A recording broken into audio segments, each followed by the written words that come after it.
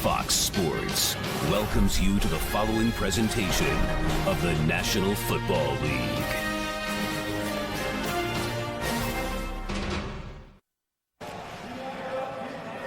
Well, as you're watching at home, it looks like a bright, sunny, beautiful Sunday afternoon. It is bright and sunny. It is beautiful. But, Brian, it is extremely cold and very windy, gusting up to 35 miles per hour today. And that's the deceiving part. Anytime you play in the Meadowlands, the way it's not just the wind itself, but it's the way it swirls. It changes from one end of the end zone to the other. The quarterbacks are going to have to deal with this. Thom Coughlin, 66 years young, grew up in Waterloo, New York in his 9th season with the Giants. Owns a pair of Super Bowl titles, including last year.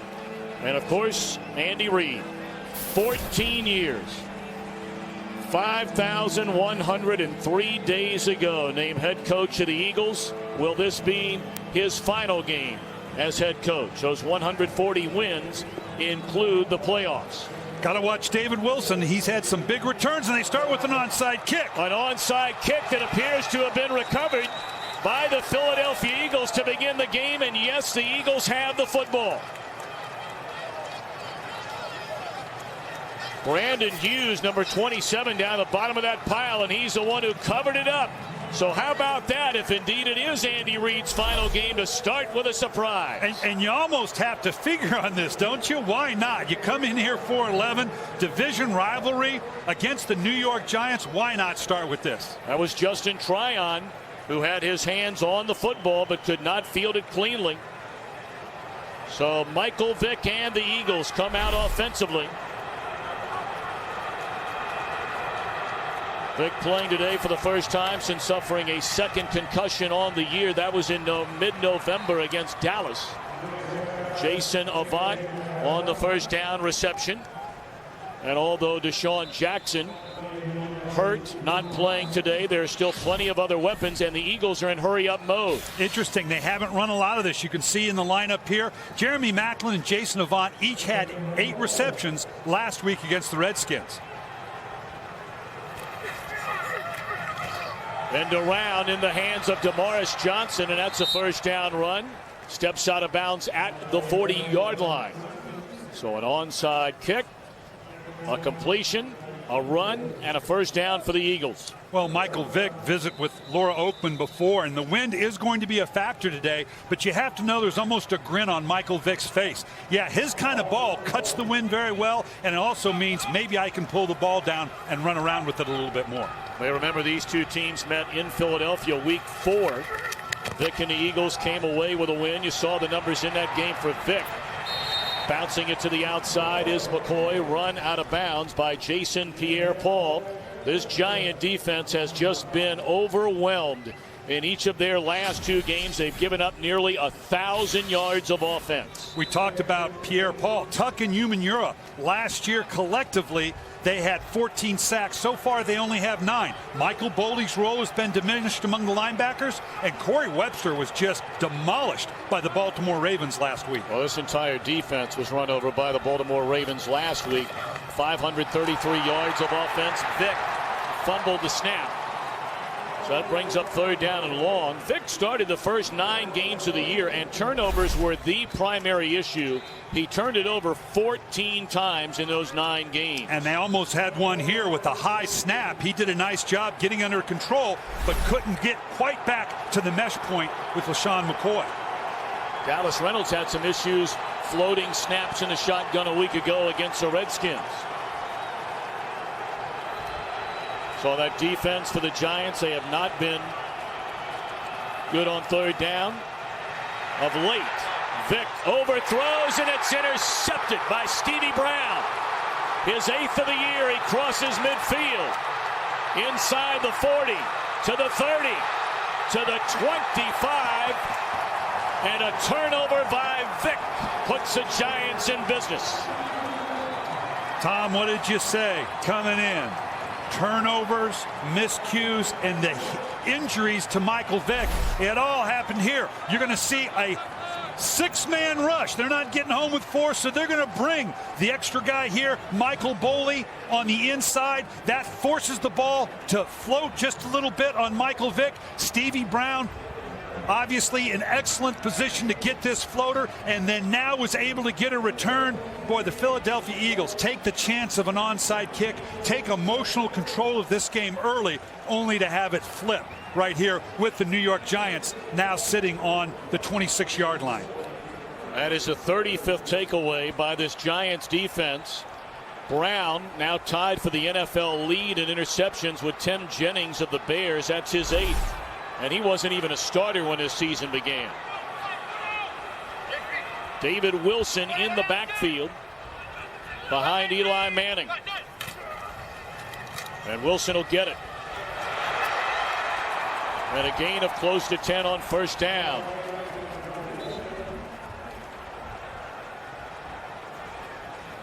Stevie Brown, brought in as a free agent, did not have a single career interception in his first 2 years in the league. Kenny Phillips, their starter, was injured against Philadelphia.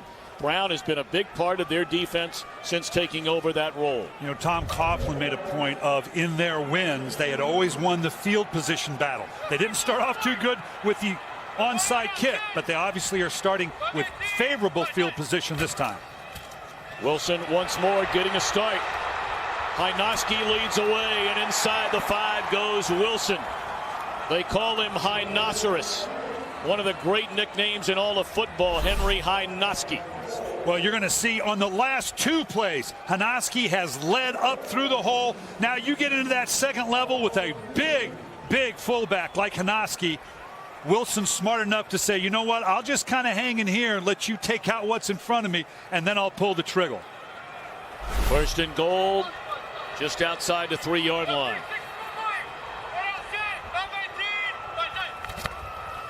Wilson, a 3rd straight carry. And he is leveled by Cullen Jenkins, former Green Bay Packer. And this is his 2nd year as an Eagle. Nice job slicing through. If you're going to stop the running game on the goal line, you got to be able to break the double teams and hit him in the backfield.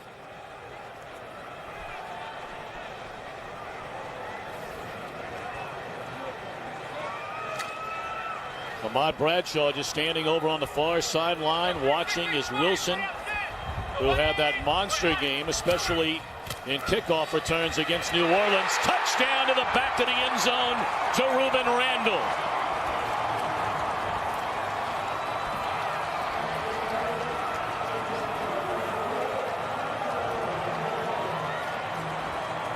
So after the interception, the big return by Brown. Big runs by Wilson, and capped off the touchdown pass from Manning to Ruben Randall. And it's those big runs that set up the play action fake.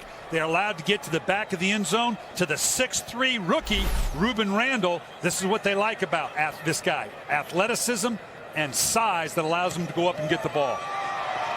Point after is good by Lawrence Tynes. The Giants, a must-win game. Jump in front, 7-0.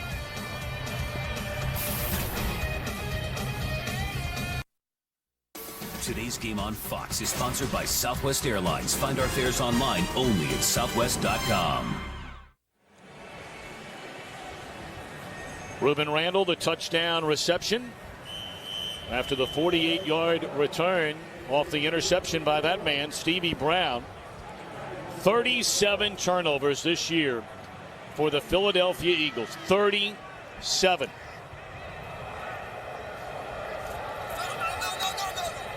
Heard Riley Cooper saying no. Bryce Brown takes a knee. So Vick will try and regroup after his last pass attempt. Giants out in front, 7-0.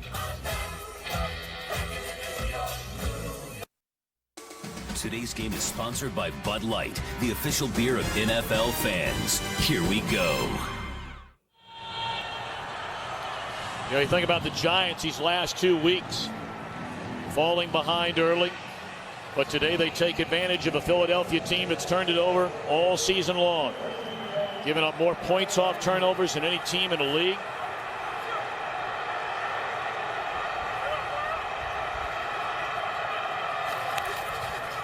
Take it one way, roll the other. Selleck. That'll be a gain of 13 on first down for the 6th-year tight end out of Cincinnati. Second on the Eagles all-time list in receptions and receiving yards by a tight end, second only to Pete Retzlaff. And there again, very much an up-tempo by the Philadelphia Eagles, trying to catch the New York Giants in some defensive mismatches by going in a no huddle or a sugar huddle. Had an eye on McCoy out of the backfield. Antrell Roll had read that beautifully. He was standing right there. Boy, an interesting conversation we had with Roll yesterday about his team and where they are mentally right now. He was very honest, saying, you know what, emotionally, we're not where we need to be. We're not good enough to proceed through the playoffs. If we can get this win, we can get it back. But he was very honest about this team doesn't have a lot of confidence right now.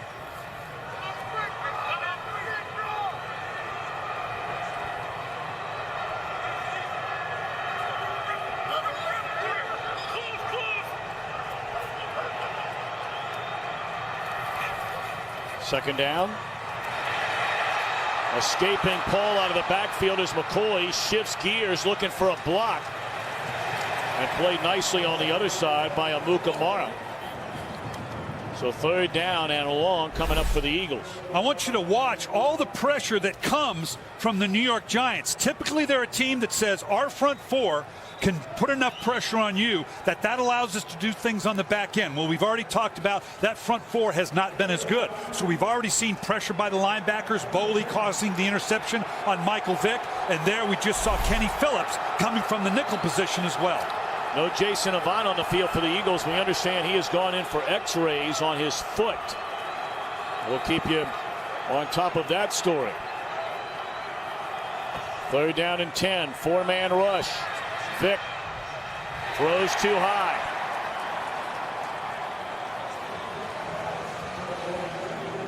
So out comes a punt team led by Matt McBriar. Giants will get the football back, already in front by a touchdown. And you would expect that from Michael Vick coming off a 7-week hiatus. The sharpness in terms of the throws down the field. The 2 throws he's made from behind the line, a little off mark. When he got outside the protection and rolling a little bit, had a good gain. I think we'll see a little bit more of that out of Michael Vick going forward. Dominic Hickson stands back at his own 15-yard line. Line drive punt that'll take an Eagles bounce. And they'll spot it just beyond the 25-yard line. That's where Eli Manning will go to work, already in front, 7-0.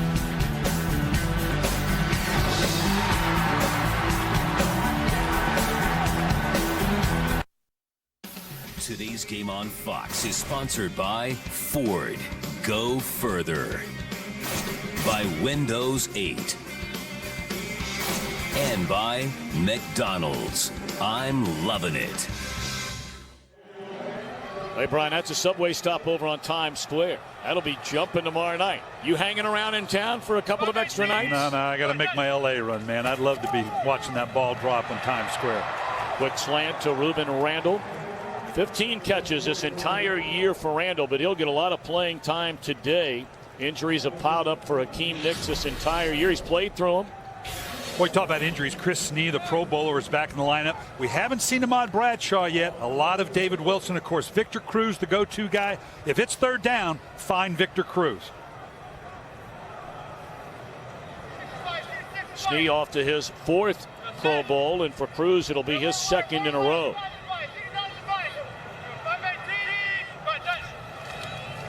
First and 10, Manning looking downfield. Catch made by guess who? You got it, Cruz.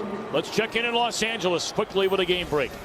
Houston wins. They clinch the top spot in the AFC, but Indy's got other thoughts.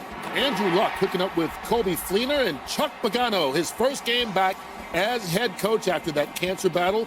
His team leads at 7-0 in the early going. One of the great stories in the NFL this year, Thom and Brian. Well, Kurt, you're not lying. In fact, Brian, you and I were there in Indianapolis doing the game against Green Bay when Chuck Pagano was diagnosed with cancer. Denied on 2nd and 1, and you had a chance to visit with him right after he had heard the news. Bruce Arians came in. I don't think in our wildest dreams, hey, we didn't give him a chance against Green Bay that week. And I don't think any of us believed at that time they'd be on their way to the playoffs this year. A come from behind win in that second half, if you remember, and what an emotional time it was in Indianapolis. Bradshaw now checking in, first time we've seen him today. What a great story in Indianapolis, and for Chuck Pagano to be back on the sideline, just fabulous. Bradshaw, the first down and plenty more. Chopped down at the 38-yard line. A 15-yard run for Ahmad Bradshaw, his first carry of the game. All you got to do is follow Hanaski, and you're going to follow the Giants' running game. Look at that. Hat on a hat, just blowing the Eagle defense off the line. Covering up the ball nice and safe. Great way to have a debut run in the game. Bradshaw 6 on the Giants' all-time rushing list this year. Is rushed for a little better than 900 yards, playing through once again foot problems and of late a sprained knee. Manning looking down the sideline. Randall for a touchdown.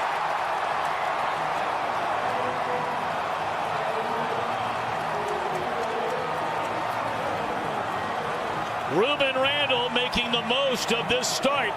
A pair of touchdowns in this opening quarter. That one from 38 yards out.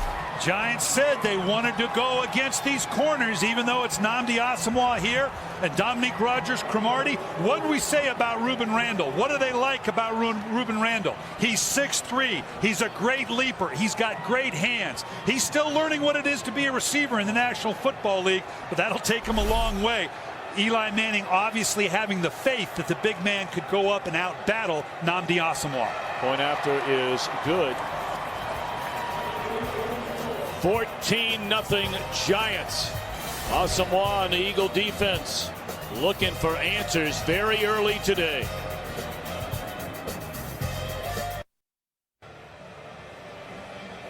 The New York Giants, their last two games against Atlanta and then last week in Baltimore, it scored a total of 14 points. They have 14 in less than a quarter so far today.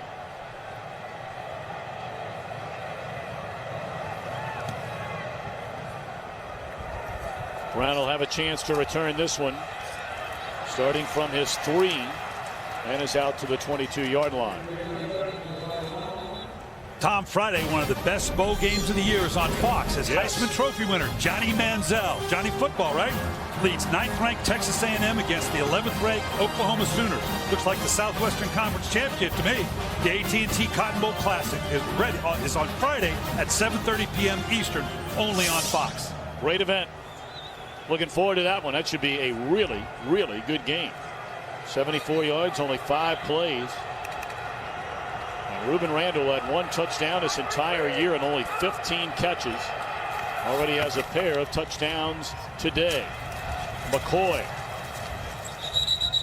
run out of bounds at the 27-yard line. That'll be a gain of 5 on first down.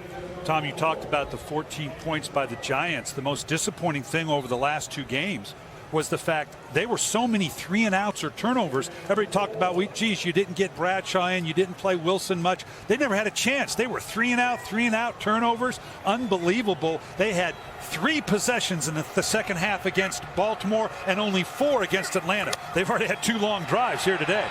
Vick dropped at the 24-yard line. Justin Tuck. And a penalty flag is down behind the line of scrimmage.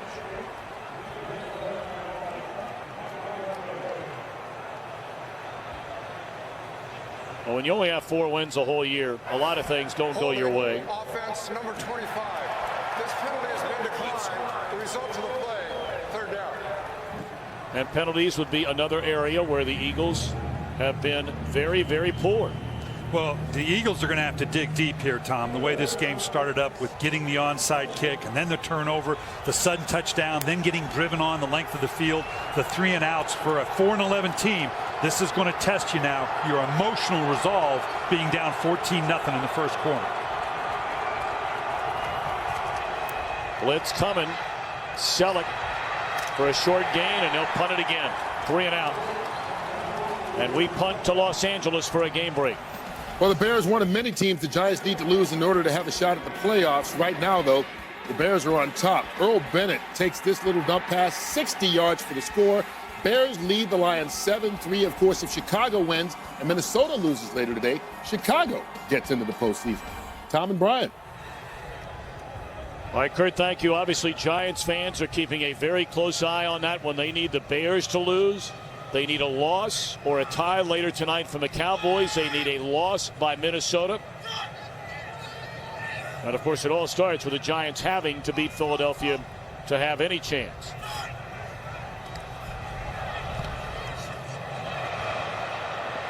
Another line drive punt. And rolling inside the 25. So 4:30 to play in this opening quarter. All Giants so far.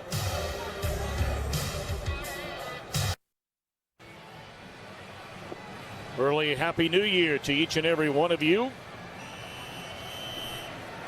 Alongside Brian Billick and Laura Oakman, Thom Brennaman, our entire Fox crew from the Meadowlands in East Rutherford, New Jersey. 14-0 Giants. New York with a football from the 25.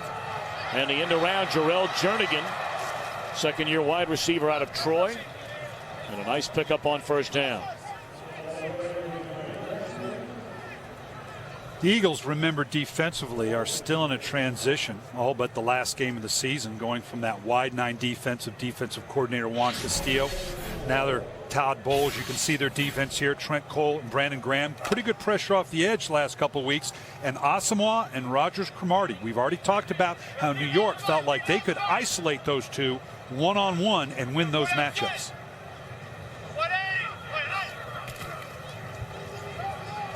Wilson covering up that football, and he's dropped right at the line of scrimmage. Colt Anderson, who starts overall for what is a fourth consecutive week. He filled in at free safety for the injured Kurt Coleman for 2 weeks. Coleman came back last week in a big story in that game against the Redskins. Anderson replaced Nate Allen as a starter at strong safety. And that's what this has been about with this defense, transitioning to different personnel and a different scheme. Tough task. They just haven't quite held up over the last month or so. You said you got to isolate. I'm sorry, Cruz. Always got to know where Cruz is right here. Third down and 4. Bradshaw checks in from the backfield, and they're looking for him down the sideline. He's got it. Spins away from one tackle and caught from behind by Rogers Cromartie, but not before. He's all the way down to the 25-yard line. He beat D'Amico Ryans in coverage. And that's just one of those sneaky wheel routes out of the backfield. Obviously, they're all focused on Cruz, Martellus Bennett, so they try to get this isolation, and they get it. The linebacker, D'Amico Ryans, on Ahmad Bradshaw. Ryans starting flat, not able to catch up with Bradshaw. 2 big plays by Bradshaw, given him limited playing time right now. Well, you're not lying. 1 reception, 41 yards. 1 carry, 17 yards.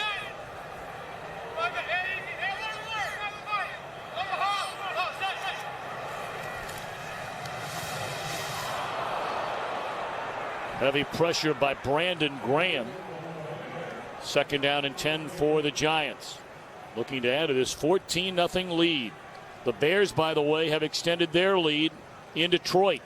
Chicago 10, Lions 3. As a coach, boy, you hope your players aren't bored watching. I always said, you know what, don't put those scores up. When my team was that situation, I didn't want my players to see it, even though you'd like to have that discipline. Giants said they're going to put it up and just see where it falls. Little delay to Wilson, and again, huge yardage in the run game for David Wilson. First round pick out of Virginia Tech. They think he's got a chance to be a real good one. Yeah, they're just gashing the interior of the Philadelphia Eagles line, shoving it right down the middle. Wilson, I tell you what, he does remind you, at least me, a little Tiki Barber-ish, although not from Virginia, this kid from Virginia Tech. But he's got that little bit of wiggle and a little bit more power than you think he has.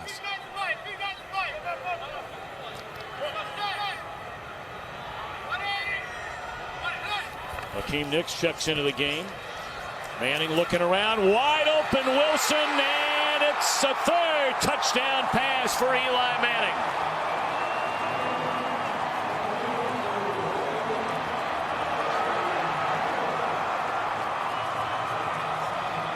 Basically the same play we just saw that set up the touchdown to Ahmad Bradshaw. You got David Wilson in the backfield. What are they doing?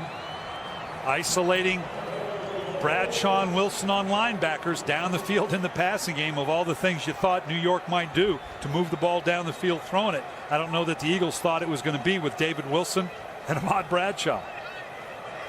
Tynes makes it 21-0 Giants. We've not yet played a quarter, and Manning 3 touchdowns, 2 to Randall, this one to Wilson, and for him that's his first touchdown reception in his rookie year. I was surprised Eli Manning told us we asked about Wilson and Eli's thoughts about him, and he feels like this guy can be a 25 to 30 carries back per game, is a better receiver than maybe what he's shown, and obviously pretty athletic and acrobatic to finish it off with that. He doesn't have the size you might think about on a 300 to 350 carry a year guy, but he's a strong back. And they admire the fact he kind of got in the doghouse early. He had the fumbles early in the season. Yep. Kind of got in the doghouse. Says, okay, son, you're going to have to learn what it is to be a pro back. But the fact that he stuck with it, Eli Manning talked about that. He liked the way he just went about his craft, continued to work hard, and he really kind of got out of the doghouse by the kickoff returns. You saw it against New Orleans. You saw it in the last time these two teams played. He fought his way back in with nice returns on the kickoff team, and now worked his way into a more consistent role in the offense. Yeah, that fumble in the season opener right here against the Dallas Cowboys. Wilson was nearly brought to tears after fumbling that football, a season opening loss. All the great seasons for Eli Manning. 3 touchdowns in the first quarter. He has thrown 3 touchdowns in a quarter one other time in his career. That was in 2006 in Seattle. We talked about Antrell Roll, and obviously Manning said the same thing. Antrell recognized that this team emotionally wasn't there yet, but they could get it. Well, this game right here, this could be just the stepping stone they need to get that emotional edge back. McCoy, big pickup, cuts it back the other way. Still on his feet, crossing the 40, crossing midfield. And LaShawn McCoy run out of bounds at the 44-yard line. We saw this last week when he got back into the lineup against the Redskins, just to get the ball in his hands, and look what he does. This is just draw it up in the sand. I'll toss it to you. They all go that way. I'll cut back the other way. Look at the jump cuts this guy makes, and then the acceleration. If he can stay healthy, and that's been the issue in his career so far, this guy is going to continue to be a huge impact back. Well, when you miss as much time as he did this year, you forget all the great things as that one's batted down at the line of scrimmage, and then Michael Vick leveled after he threw it. You know, LaShawn McCoy this time a year ago had the 4th most rushing yards in the NFL, 5th most yards from scrimmage. That's Kenny Phillips, who started this season, of course, as their starter at strong safety, got injured in the first game against Philadelphia. He's only played in 2 games since then.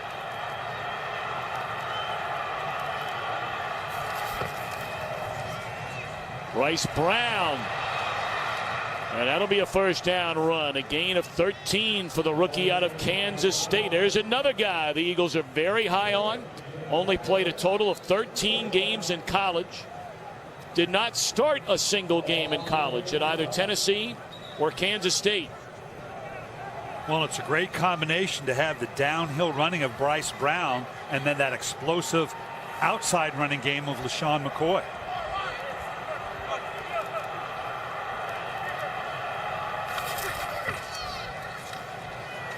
Brown looking for cutback room, none there. Linval Joseph right in the middle to stand him up.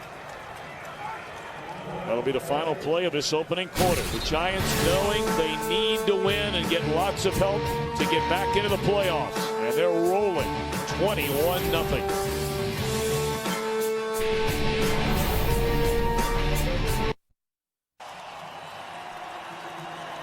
Warner reported earlier on this very frigid Sunday afternoon, the Giants bringing in so many from Sandy Hook Elementary in the Newtown, Connecticut community, and also honoring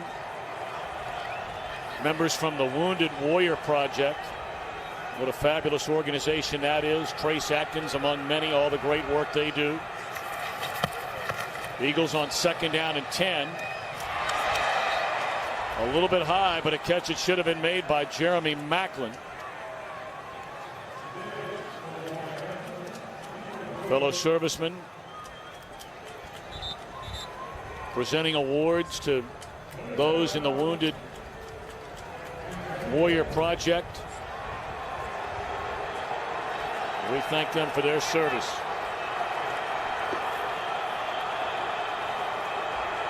Third and 10. Blitz coming.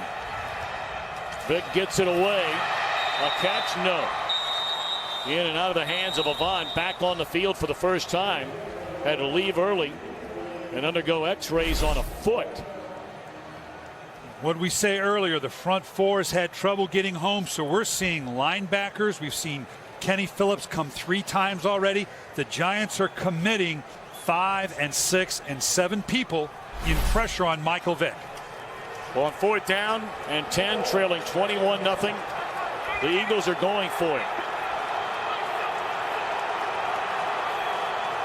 They're 12 out of 20 on 4th downs this year, but I don't think many of those have been 4th and 10. Vick steps up, guns it over the middle, and they convert. A 14-yard gain, and the always dependable and sure-handed Avant on the receiving end. Watch the presence of Michael Vick. We talked about being more efficient in the pocket. He had to wait that out in the face of a heavy rush. Went right down the middle of the field. Always a scary place to be for a quarterback. Nice job. Michael Vick was less worried about the wind because Michael Vick throws a very tight, a very firm ball, and his ball is going to be affected less by the wind than a lot of quarterbacks. Vick rolling with running room, and we know he can run. Shoved out of bounds by Keith Rivers. Of course, Michael Vick holds the NFL record for career rushing yards by a quarterback, closing in on 5,600 of those. Most rushing yards by a quarterback in a season, in a playoff game. It's a big part of his arsenal. Tom, we had him in Arizona, and we made the point then he was on target for better than 100 hit season, and you knew he wasn't going to survive that, and he didn't. Hand it to Brown, who's had troubling tendency so far to cough up the football, and you've talked about it, Brian. 3 of the last 4 weeks we've had the Eagles. Needs to learn to secure that ball a little better, much like Tiki Barber did early in his career and then later in his career with the Giants. And a young player always worried about changing his style, particularly in the NFL, but it's something he definitely has to address and has been better the last couple of weeks. Of course, the Eagles now, they got a big group in there, extra tackle, big tight ends. This is typically where Michael Vick might get out around the edge.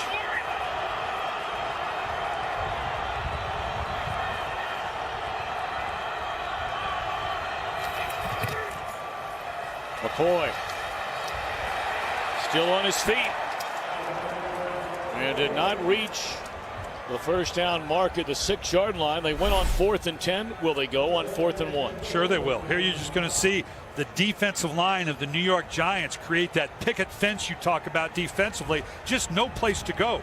No cracks in that fence for McCoy to try to get the first down. And you went for it on 4th down before. Why wouldn't you go for it again here? And that's exactly what they're going to do. Eagles 8 out of 9 on 4th down and a yard so far this year, and 8 of the 9 times they have run the ball. They're not running it this time. And that is a touchdown pass in the back of the end zone to Jeremy Macklin, and the Eagles on the board for the first time today.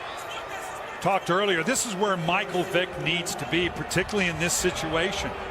Get outside the inside pressure, let him make throws outside the protection of the offensive line, just gets to the outside, going to the left, and obviously this is where this guy wants to go, because a left-hander, what the New York Giants want to make sure, if he's going to go outside the protection, make him go to the right, because this is in Michael Vick's wheelhouse, going to the left and throwing the ball.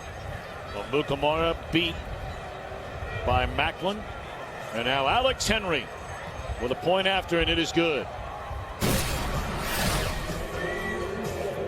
Vick, a touchdown for the first time since early November.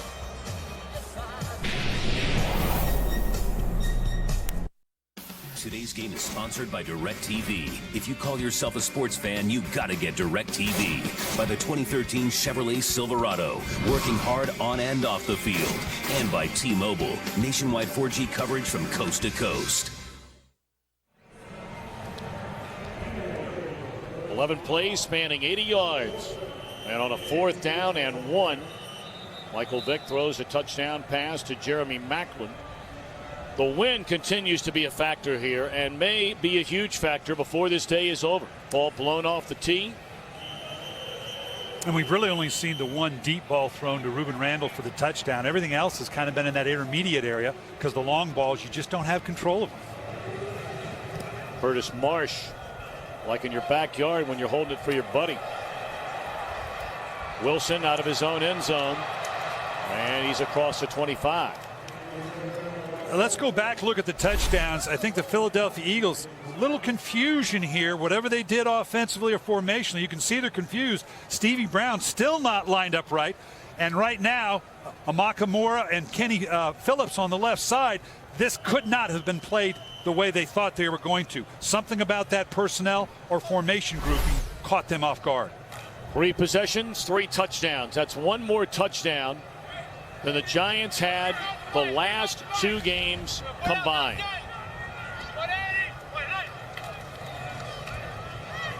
Wilson corralled right at the line of scrimmage by Cedric Thornton. We'd love to welcome the men and women in uniform serving around the world, watching today's broadcast in 175 countries and aboard ships at sea on AFN, the American Forces Network. God bless you all. We can't thank you enough for your service. Those that have served, are serving, and will serve the greatest country in the world, the United States of America. So many away from their family and friends during this Christmas and holiday season. And Manning on 2nd down and 9. Looks for Randall once more. A flag down in the secondary. Rogers Cromartie was in coverage. Of course, pass interference calls were a huge story the first time these teams met. Illegal contact, defense, number 59. 5-yard penalty, automatic, first down. That's D'Amico Ryans. You're going to see it right here as a contacts on Martellus Bennett. This is always tough in inline play with the tight end and the linebacker. No doubt there. I think that violates the 5-yard rule just a bit. Puts Martellus Bennett right there. That's close, though. But no, that's always tough when you're talking about linebackers and tight ends in that between the hash territory.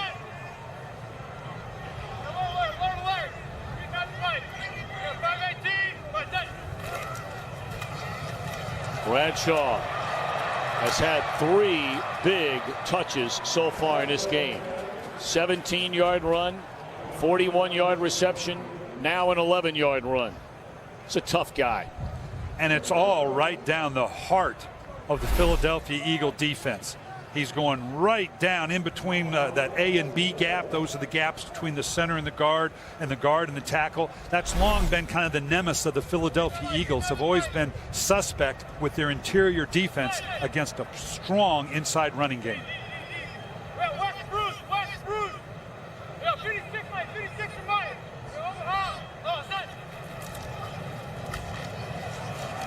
Bradshaw, big running room again. That's another 11-yard run, close to 12 yards. Kevin Booth leading the way. He's had a good year at left guard for the Giants. See it right here, and then followed up by Hanaski, who's having a really good game. You get a big Booth pulling out and Hanaski taking out that edge. Ahmad Bradshaw loving a hole like that.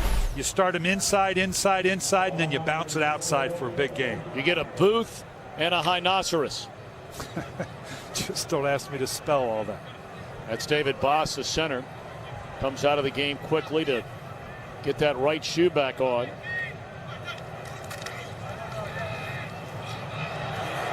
Catch made by Victor Cruz as Jim Cordell came in for Boss, and we'll see Boss right back in there. Let's send it to Los Angeles for a game break.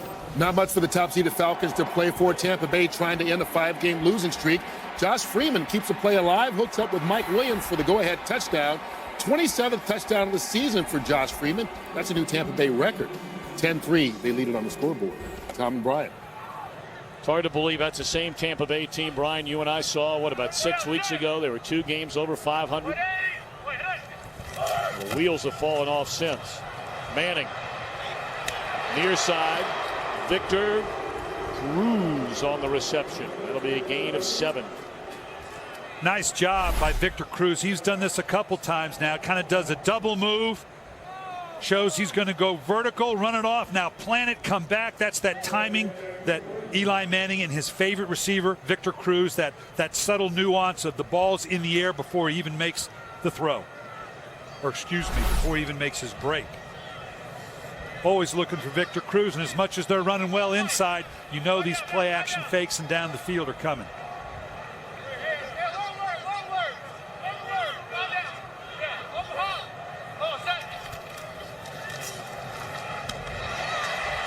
Randall, his 3rd catch of the day. The other 2 went for touchdowns, and that one will move the chains inside the 20. Eli Manning, as we said in the open, was going to try to isolate the outside receivers on Nnamdi Asomugha and Dominic Rodgers-Cromartie. It looks like anytime they build anything inside the interior of the defense to stop the run, he's just going to raise up and take this outside stuff against these receivers all day long. Manning is hit on 9 of 10, 142 yards, 3 touchdowns. That was the 4th catch of the afternoon by Randall. And Bradshaw having a big day. Inside the 10, very close to another first down.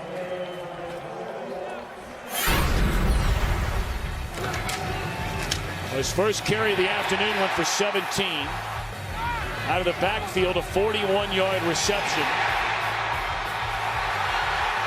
And now a couple of more carries for 12 and 14. 4 carries, 49 rushing yards for Ahmad Bradshaw. And of course, last year was Ahmad Bradshaw and Brandon Jacobs, that 1-2. They let Brandon Jacobs lead. They felt like David Wilson could now bring them that 1-2 punch.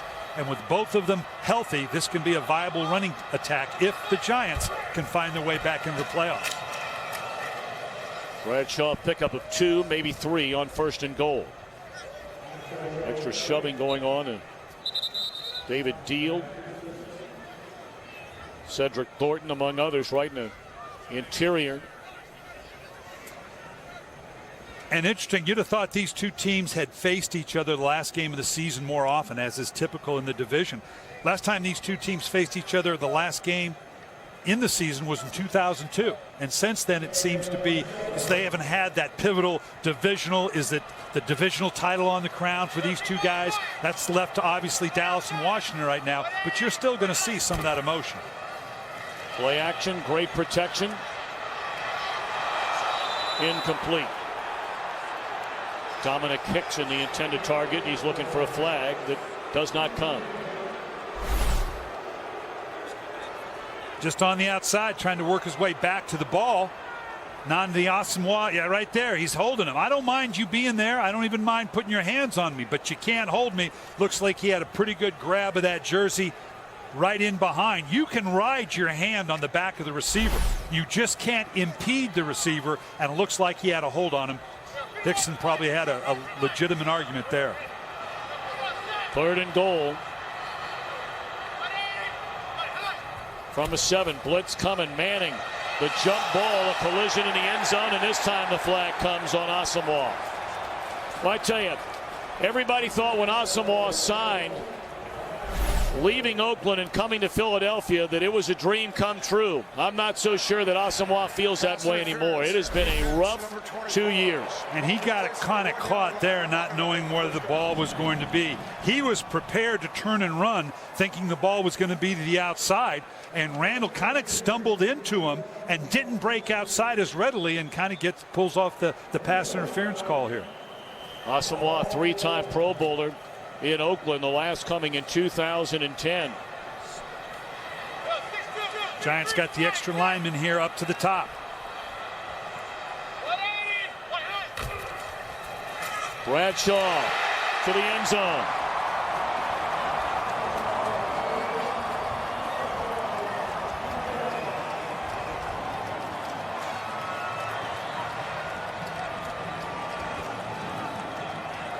Ahmad Bradshaw, his 6th rushing touchdown this season.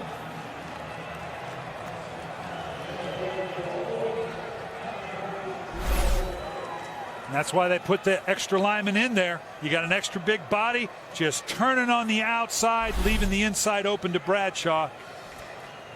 Just the kind of physical running attack head coach Thom Coughlin wants out of these Giants. And where's this offense been from the Giants the last 3 weeks?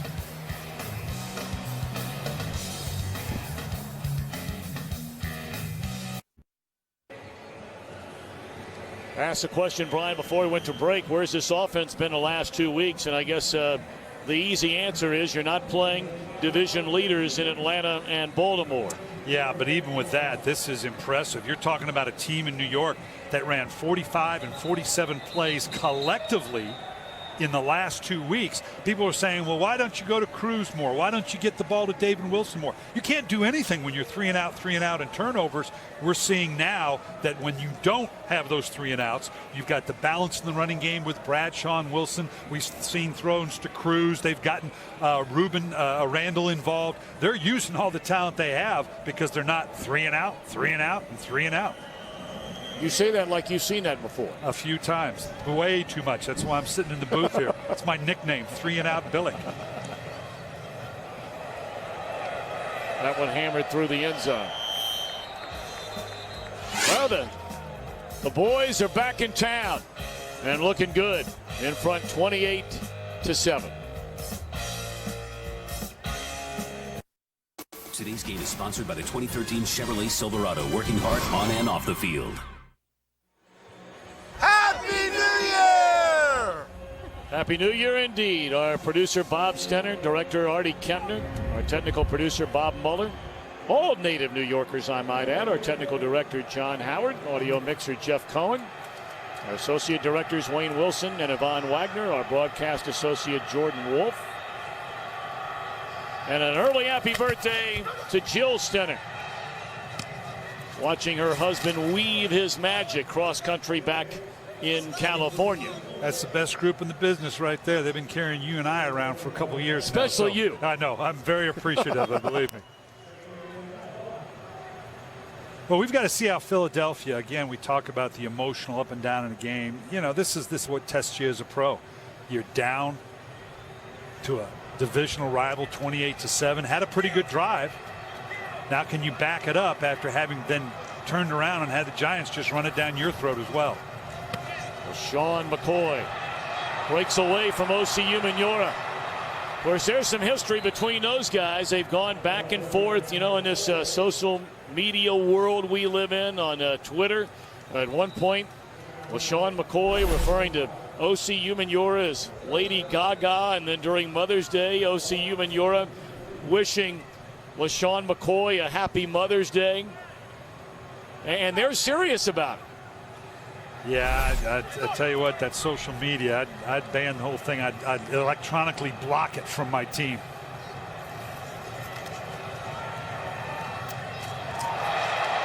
Macklin hit hard by Chase Blackburn, incomplete. Yeah, that's one of those throws where Macklin got to come back to the quarterback and say, hey, man, Did you not see Chase Blackburn? You got to not take me in there because I don't see him. I'm looking at you. That's where a quarterback's got to protect his receiver just a little bit. 2nd and 10.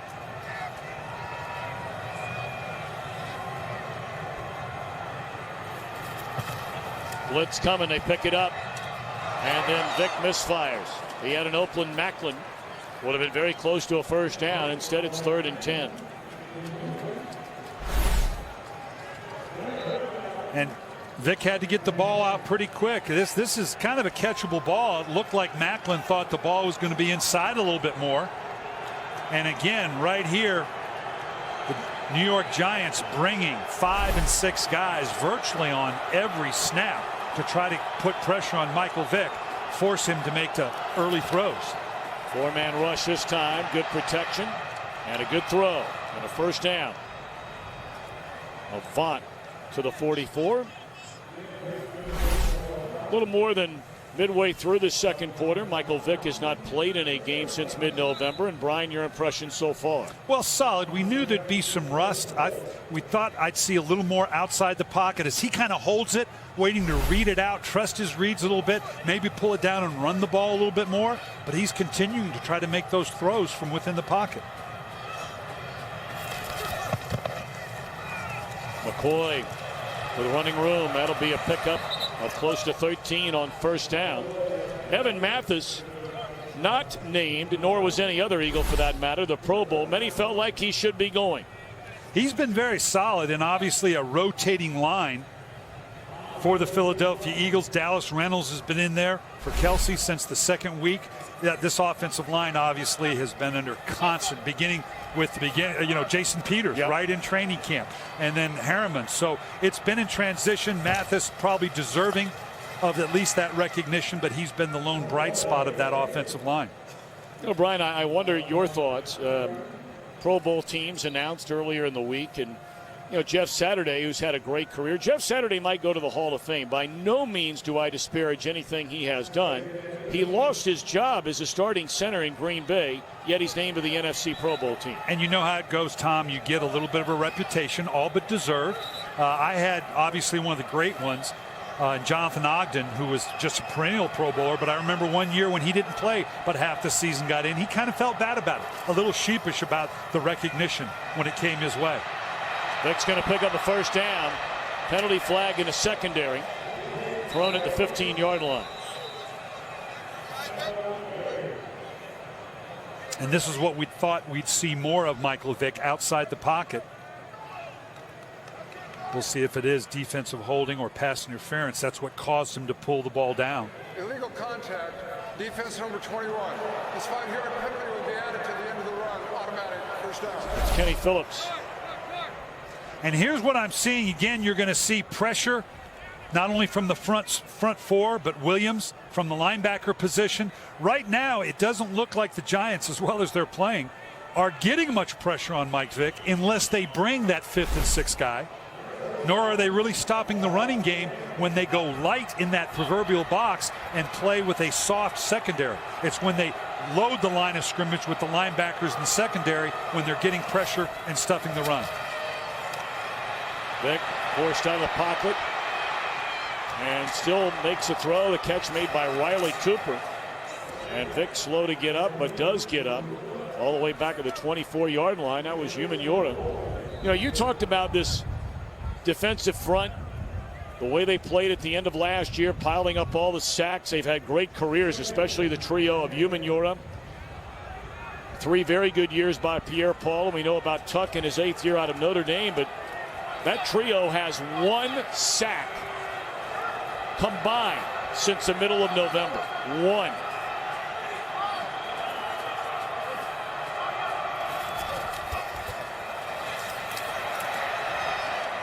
McCoy for a half yard.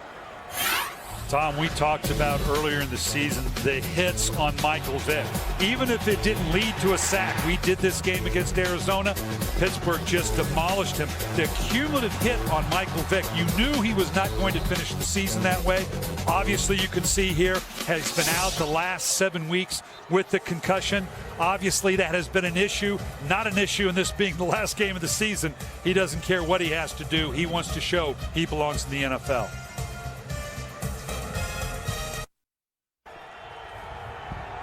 Update, not good news for Giants fans. Chicago now a 17-3 lead over the Lions. If the Bears win, the Giants will be eliminated.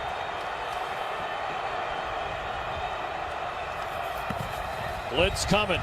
Vick stands in the pocket and misses a wide open Demarcus Johnson in the end zone.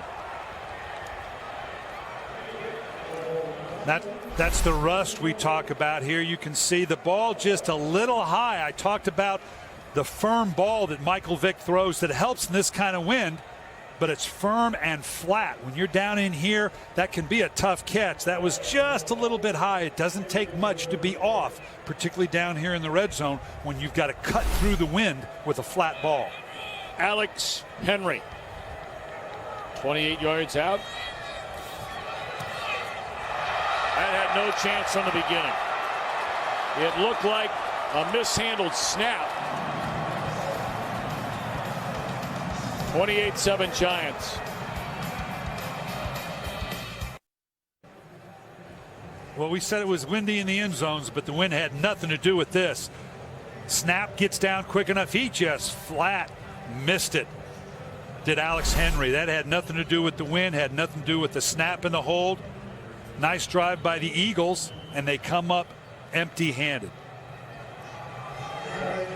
Only 4 misses all year long by Henry, and all 4 wide left. But that one was just ugly. There's a difference between a miss and ugly. Ahmad Bradshaw on first down. Up to the 35, clock running at 1:40.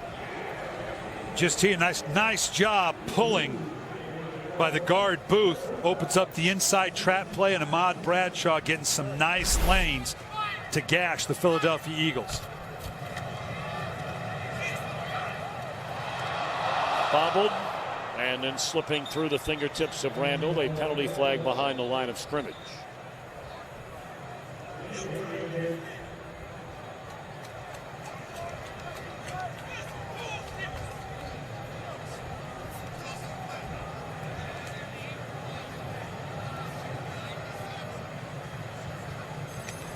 Illegal use of the hands to the face, defense number 97. 5-yard penalty, automatic, first down.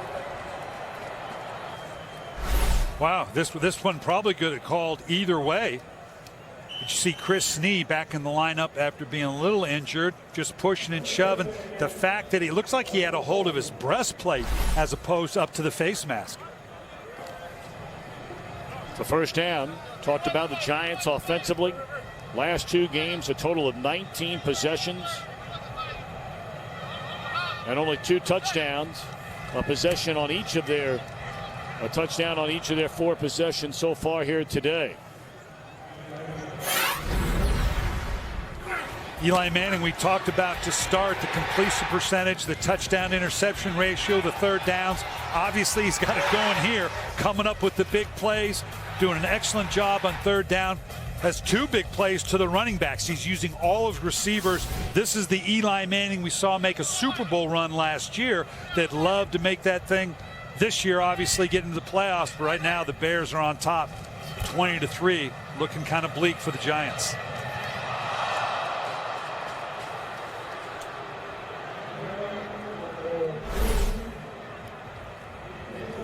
Just looking across the middle here, this is obviously should have been caught. Always difficult for a quarterback, the normally reliable Victor Cruz. It's really amazing what Victor Cruz has done these last 2 years. I mean, he was one of the last players to win a roster spot with the Giants before that 2011 season. Wound up with almost 1,600 receiving yards, went to the Pro Bowl, and he's going back again this year. Manning rolling and just throws it deep down the field with an eye on Bennett, and it's incomplete. So the Eagles with 1:01 left until halftime and all 3 of their timeouts will get the football once more. And if I'm Tom Coughlin, you know, it doesn't matter what's going on in the other games. You've obviously played very well. You're up 28-7. You don't want to start looking sloppy, and that not only because of the fact that it doesn't look good. That's when you get guys hurt, and right now it looks like the Giants have maybe lost a little bit of that emotional edge. Well, it's a dangerous catch by Johnson, but he hung on, and Justin Tryon in coverage. Good coverage. All right, we're 52 seconds away from halftime. How about it, Kurt Menefee? Coming up on the Visa Halftime Show, we'll get you all caught up on the action and how it affects the playoff picture. Are the teams that need to win winning? Will the teams that need help get that help? We'll try and put the playoff picture into focus on the Visa Halftime. I don't know. That looks a little blurry to me. Kurt needs a little work There's a lot on camera. Sunday now morning. These guys are cameramen. These guys, they ain't going to be blurry. Better believe it. They are the best in the business right here. Travel with this group every single week. The best indeed. It's a privilege and an honor to be with each and every one of them.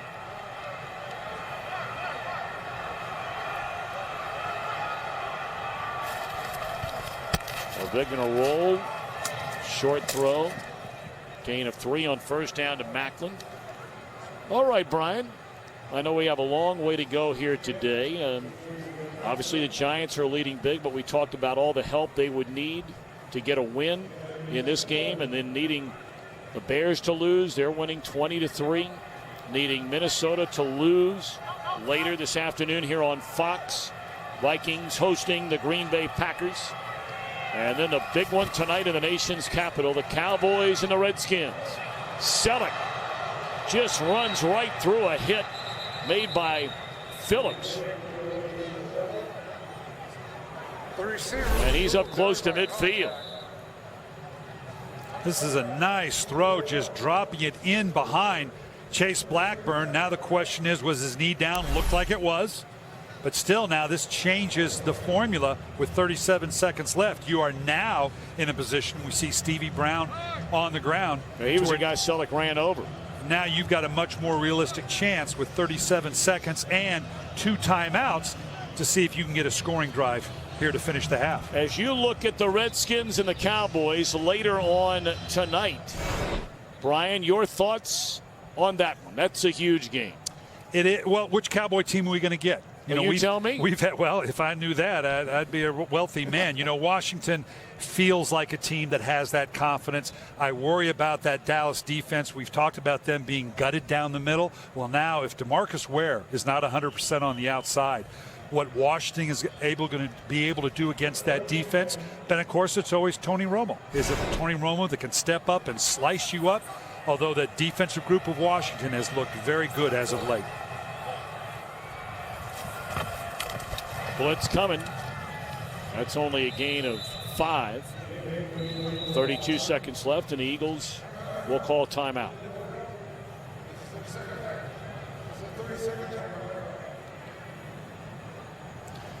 How much has been made, even going back to the middle of the year. We saw the Giants get hammered in Cincinnati before the bye week. The strong starts during the 9 years of Tom Coughlin. You look at these last 2 seasons, 6-2, 6-2. Lost 5 out of 7. They won their final game to get in last year. And of course, rolled through the playoffs, beating New England in the Super Bowl. Will they get in this final day today? They're doing their part, but the Lions are not helping the Giants right now, trailing Chicago 20-3. Good coverage, and this time it is Kenny Phillips.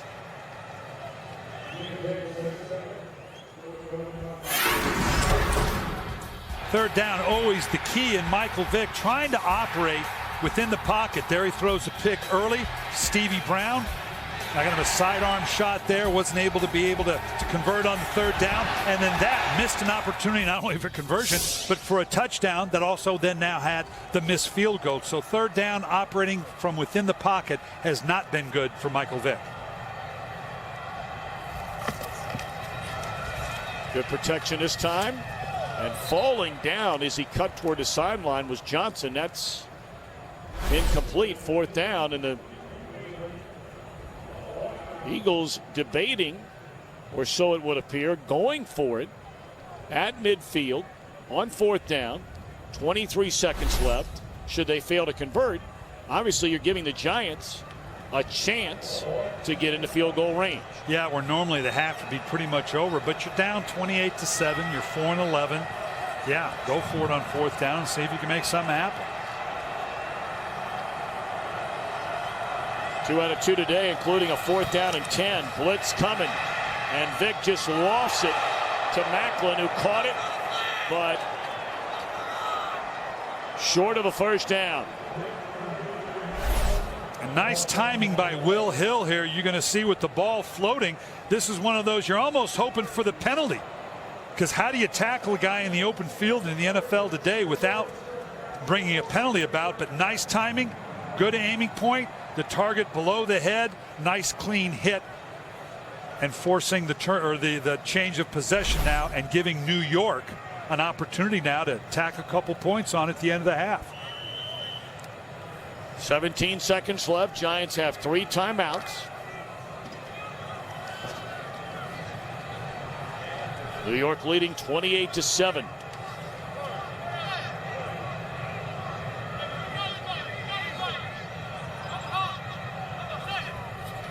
Blitz coming after Manning. He gets it away to Dominic, kicks it, and he's got blocking in front of him.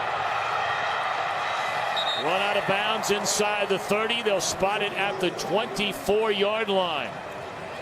Well, this defines the concept of all or nothing, with the Philadelphia Eagles bringing the house in this situation, hoping to get to Eli Manning, and instead he gets the ball out and it turns into a big play that now with 3 timeouts is going to give you plenty of time, not just to think field goal, but they're thinking touchdown right now. Eli has already thrown for more yards in his first half than he had in either one of the last 2 games in Atlanta and Baltimore.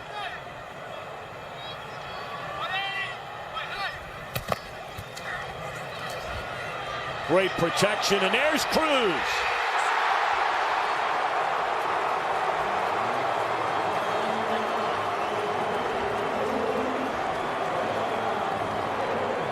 "24-yard touchdown reception." And then the stamp at the end, a little salsa dance. He lost his grandmother early in the season. She was the one who taught him how to dance. Well, Eli Manning, you can see in the eyes, where in the world is Victor Cruz? Colt Anderson just ending up in the wrong place, underestimating the ability of Victor Cruz, and I don't know how you do that, to get in behind you in the back of the end zone. Boy, if there's one guy you're going to double and triple of the New York Giants, it's Victor Cruz, particularly in the slot position right here. Brandon Boykin passes him on to the second level. And look at the way Colt Anderson jumps inside. He must have thought he was going to run a deep in route, but to let Victor Cruz nod you and get in behind you in that situation, that's just a major mistake on the part of Colt Anderson. Talked about that dance. They had some youngsters with the Make-A-Wish Foundation out to the Giants practice on Friday. Victor lost in a salsa dance-off to one of those youngsters. What an unbelievable story. Cruz has. It really is amazing when you think that in 2010 he's a special teams guy, college free agent, of course out of UMass.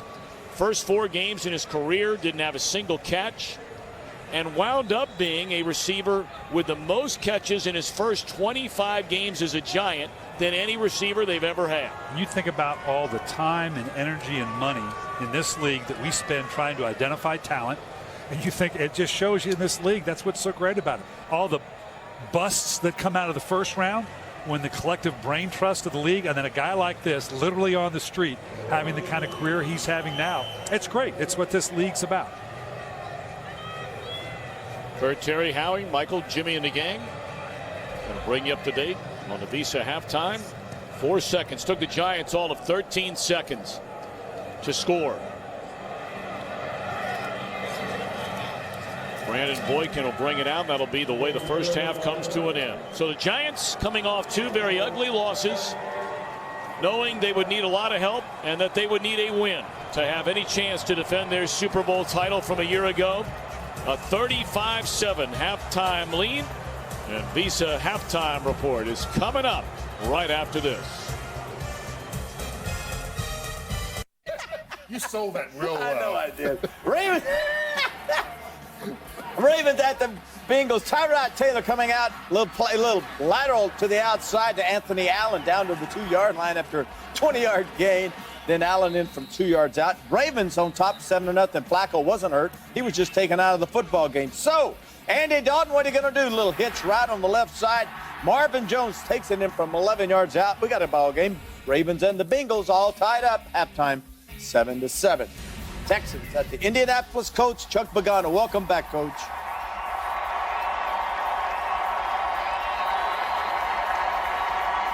His leukemia in remission. We're happy to see him back. What a wonderful day. Andrew Luck, Jacoby Fleener, a 1-yard touchdown, and that's 7-0. And then Schaub out of the backfield. Howie moved a little bit to the right. Underthrows this ball. Vontae Davis there. Interception return of 26 yards. Down to the Houston Texans, 39-yard line. And then Vic Ballard will take it in from 1 yard out. Colts, now, if they beat the Houston Texans, they go from the number 1 seed. If they win all the way to the number 3 seed, that for Denver would be 1, New England would be 2, and Houston would be 3. All right, the Giants just trying to get in the playoffs. Eli Manning, 4 first-half touchdown passes. They lead the Eagles 35-7. Atlanta got that number 1 seed wrapped up, playing like it. The Saints, 17-13 over Carolina. Pittsburgh with a slim lead over the Cleveland Browns. The Bills lead the Jets. And in Tennessee, it's the Titans on top of the Jaguars. Now, here's a look at the playoff picture right now in the AFC. As you mentioned, Houston, currently the number 1 seed, but if this thing holds out and they lose to Indianapolis, they could drop all the way down to number 3, depending on what happens with Denver and New England later today. Now, in the NFC, Atlanta has that number 1 seed wrapped up. Green Bay has a chance to wrap up the number 2 seed if they can beat Minnesota today. And Chicago is keeping pressure on the Vikings because if the Vikings lose and Chicago wins their game, the Bears will get that final spot in the NFC. And let's talk about the way things are going right now, Howie, in the NFC. You know, this Giants team, it's interesting. Tom Coughlin, as Michael mentioned earlier, talking a lot about pride this week. And I'm sure the New York fans are probably a bit frustrated. Happy with today, but frustrated and wondering where this has been for the majority of the year, because this is the kind of Giants performance we saw at the end of last season that carried them over into that great playoff run. Big question moving forward. Wilson is a real bright, rising young star, and sign Cruz, and what do you do with OC on defense? But Atlanta today certainly struggled with nothing to play for. And as Jimmy mentioned earlier, it gives Mike an opportunity to chew that team out this upcoming week and get ready for the rest of the run. You know, and I think the frustrating thing, if you're a Giants fan, is that now they're playing like this. Put up a lot of points, don't score at all. Put up a lot of points, don't score at all. I mean, Eli Manning, three touchdowns in the first quarter, first time in his career. 4 in the first half, first time in his career. Victor Cruz, more receptions in the first 2 years than any other player, the last 2 years than any other player in Giants history. So they've had some really good things going, but they're just too sporadic.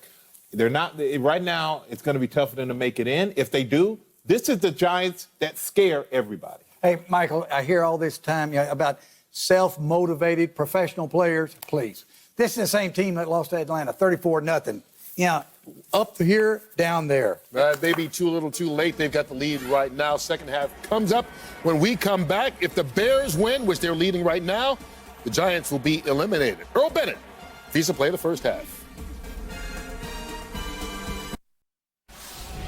Our Fox NFL Sunday doubleheader continues next. America's game of the weekend. It is a big one.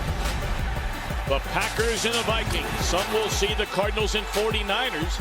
Others the Rams and Seahawks. All 3 games. Playoff implications. America's game of the week begins after our game. Right here on Fox. Big first half for Eli and the Giants. Second half around the corner. 35-7 New York.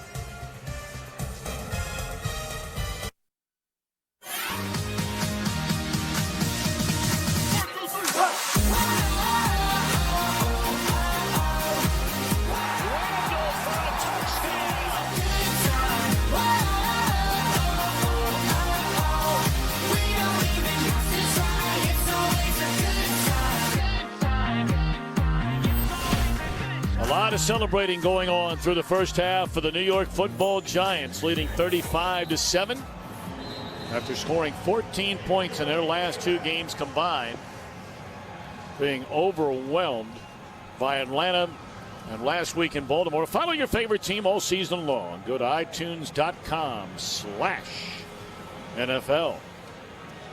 All right, Brian, if you're Andy Reid, your team's getting kicked around 35-7. It's the last game of the year. Many believe this will be the final game as head coach for Andy Reid after 14 years with the Eagles. What do you say to your guys at halftime? Well, you got to dig deep. You got to be all about being a professional. He's had to deal with this the last half of the season about who we are, what we're going to do going forward. But you're going to have to dig deep here. Tie into all the emotion you can against a division rival right here, beginning with this series, to see if they can find something to emotionally stay in the game.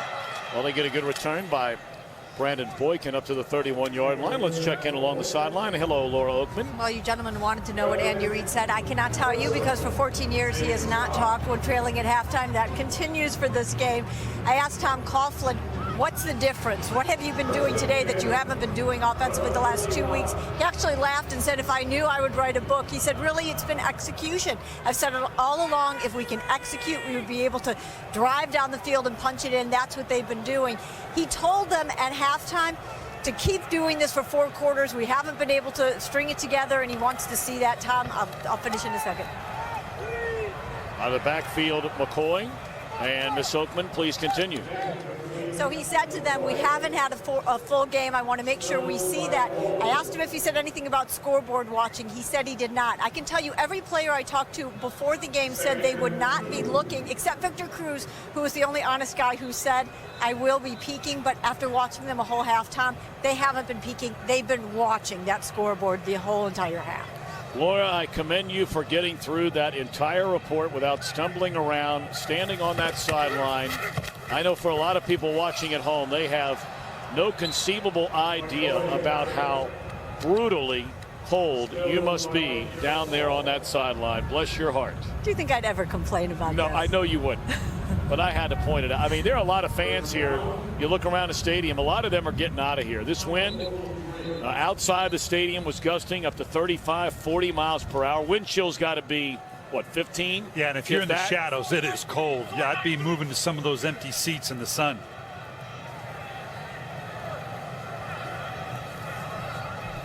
Good start to this opening drive of the second half. That's a forward pass. That is a forward pass.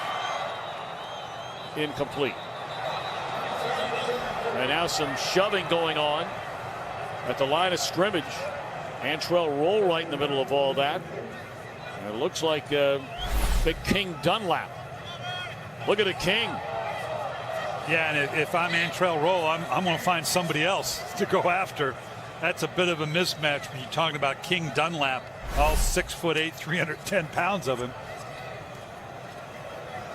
But this is the emotion we talk about on both sides. The frustration of the Philadelphia Eagles, that scoreboard watching that Laura referred to with the Giants watching as Chicago leads Detroit right now.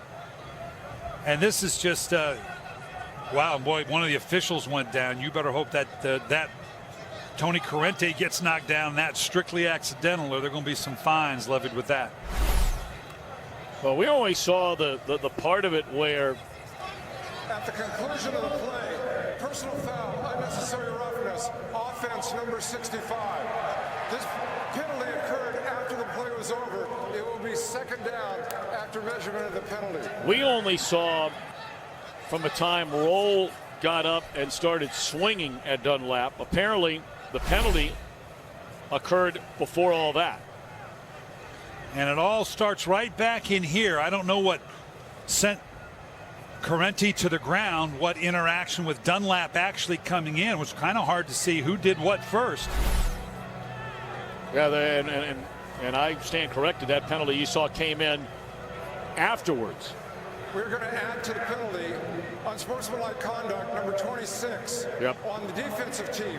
As these are both fouls that occurred after the play, they will offset after the play. It will be second down.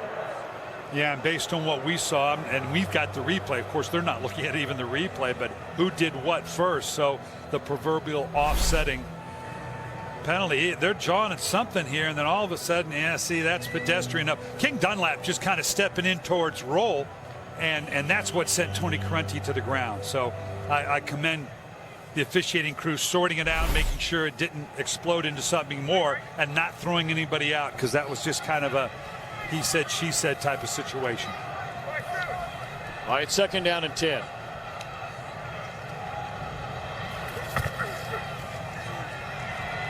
Screen to LaShawn McCoy.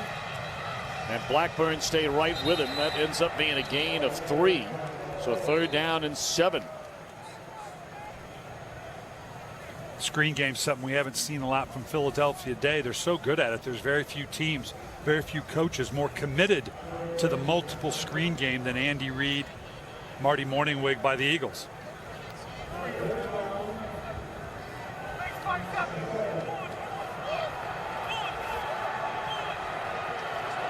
Another 3rd down play, and Jason Pierre-Paul right in the middle of the defense.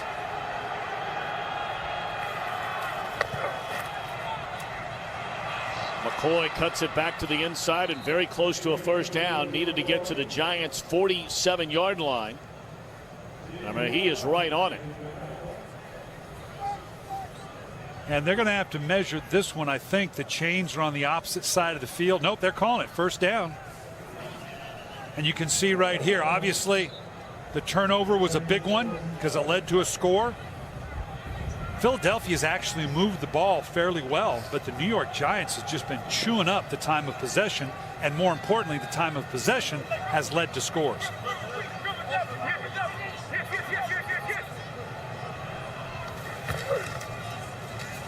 Dion Lewis, we saw him with a touchdown run from 17 yards out against the Redskins last week.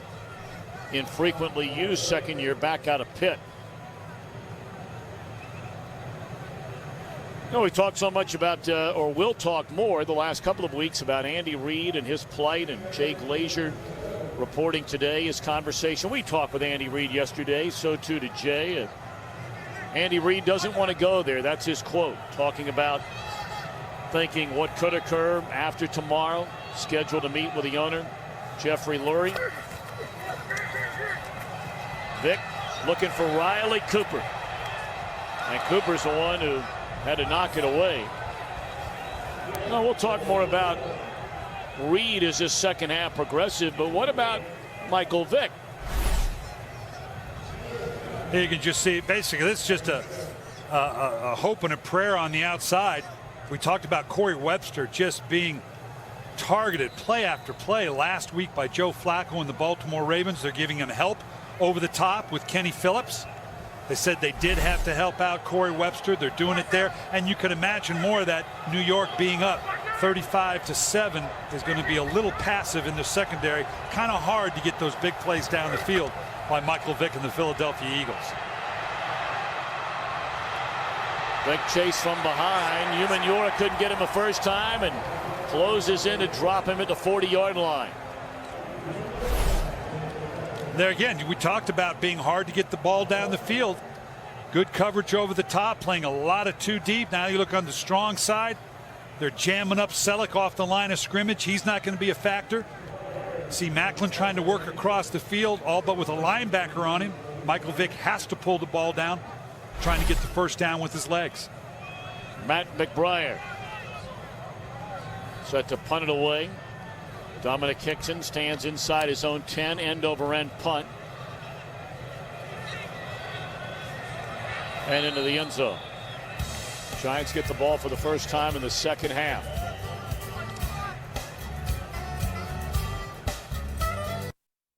Today's game is sponsored by Southwest Airlines. Find our fares online only at southwest.com. By the all-new Dodge Dart. Dodge, new rules. By Pepsi. Crack open a Pepsi and live for now. And by Taco Bell. Sometimes you gotta live Moss.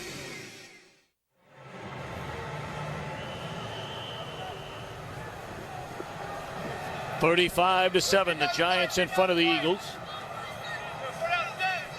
Opening minutes of this third quarter. David Wilson got the start today and has had an outstanding game. And that's a gain of close to 14. This is a nice little wrinkle here.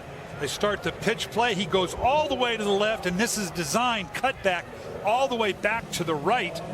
Kind of a little bit of a change up, a misdirection. Their game plan today has all been downhill, downhill.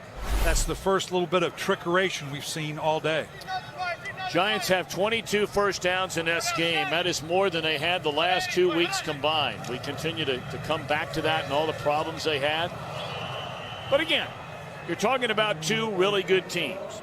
And it makes you wonder, you know, the Giants are roughing up on a struggling Philadelphia team. But after watching the last 2 weeks, and Antrell Roll said it himself, it's not you and me talking about it, Brian. You know, you really wonder after watching the way they played against two teams going to the playoffs, are they ready for that right now to play that kind of team?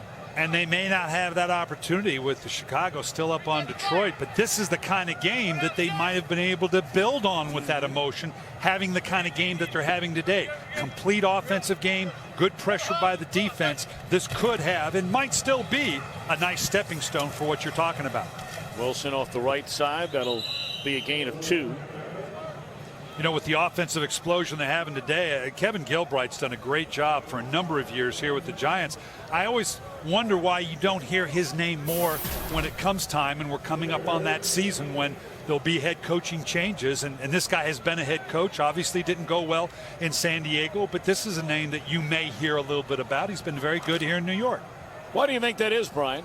You know, I don't know. The situation Detroit, when they failed so miserably there, it got a little volatile down there. Ryan Leaf was their pick, and obviously that blew up in their face. San Diego. In San Diego, excuse me. And I don't know. I don't know why Kevin's name hasn't been serviced a little bit more. He certainly has the pedigree.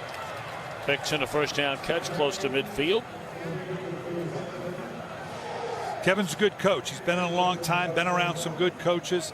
Obviously a big part. He has been here from the beginning with Eli Manning. He was originally the quarterback coach, so obviously he deserves a little credit for what Eli Manning has been able to do in his career.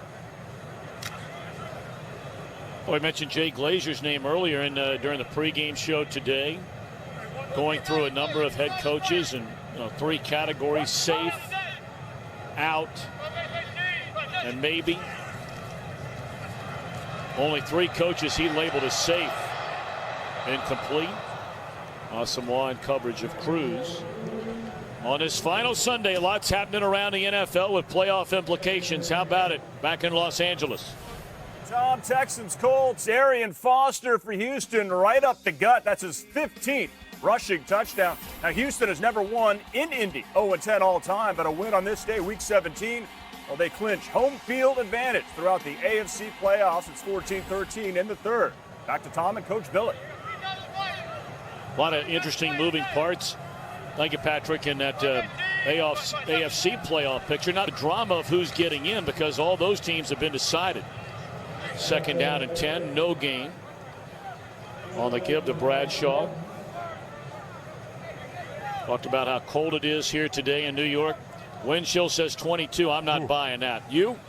No, it feels worse than that. It sure does. And I'd be remiss. I've got to jump in here and wish my bride of 33 years, Kim, happy birthday. Her birthday today. Happy birthday indeed. As beautiful today as the day I married her. Well, why not? Let's all join the party. My wife had a birthday 3 days ago. Fabulous. So, Holly, happy birthday to you. Belated. Victor Cruz trying to get open. And is that a fumble? No signal given. Looked like the Manning was already down. Phillip Hunt applying the pressure. Just a good move inside.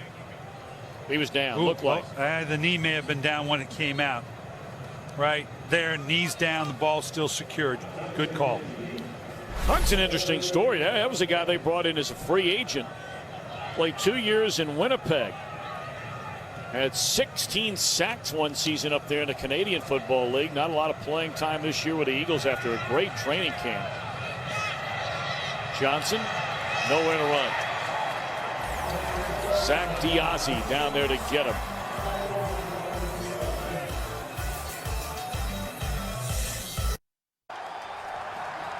Little emotion has arrived in the Meadowlands as they put up on the scoreboard. Once down 20-3, the Detroit Lions have scored a pair of touchdowns, and don't look now, Brian, but that Chicago lead is down to 3 points. We check in on it back in Los Angeles. Yeah, Tom, let's show you how it happened and what getting those Giants fans kind of excited. Matthew Stafford, Will Heller, 10 yards, indeed, 20-17. Of course, the Giants need theirs to lose, and also Minnesota and Dallas. Tom and Brian. So Will Heller, thank you very much, Patrick, with a touchdown reception. 6:31 to go in the third quarter there. And nowhere near Riley Cooper was that pass attempt by Vick. Third down and 9. Well, the players may not be watching the scoreboard, but the fans are. You could tell all of a sudden it was a buzz around the crowd, and they saw that score in Detroit coming up. A minute ago, you talked about Houston. How about that? They could go from the #1 seed to the #3 seed. So still a lot of football being played this afternoon.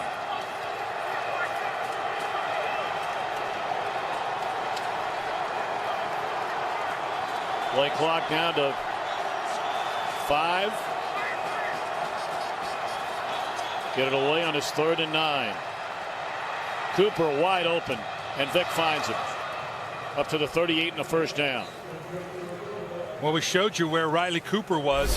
He kind of, as of late, has been a guy, obviously, with Nick Foles prior to Michael Vick coming back. But he's a big receiver for the Philadelphia Eagles compared to some of the speed guys they have. Riley Cooper, every bit of 6'3", kind of a good go-to guy. Easy to find in the middle of the field when you've got that size.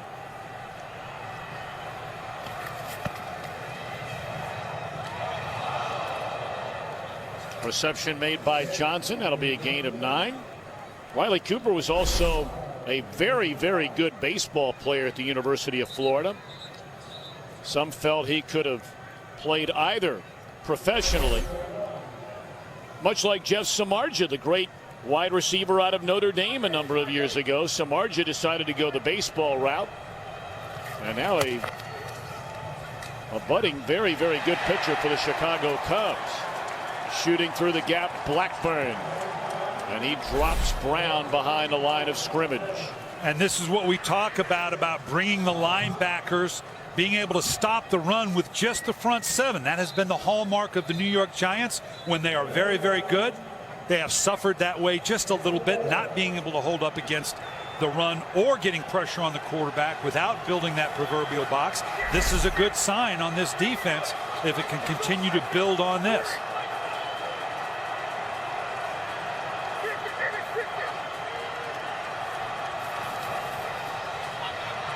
McCoy with a man to beat, and he went by Webster to get a first down. Boy, it's been easy to forget McCoy after having that concussion. You don't see him for over a month, but man, now that he's back, there's a lot to like. And this is a good call by Marty Morningwig and the Philadelphia Eagles when you get that inside pressure I'm talking about, and it's coming on almost every play now with New York. Get the ball outside quickly, almost like a screen, get it in the hands of a playmaker like McCoy.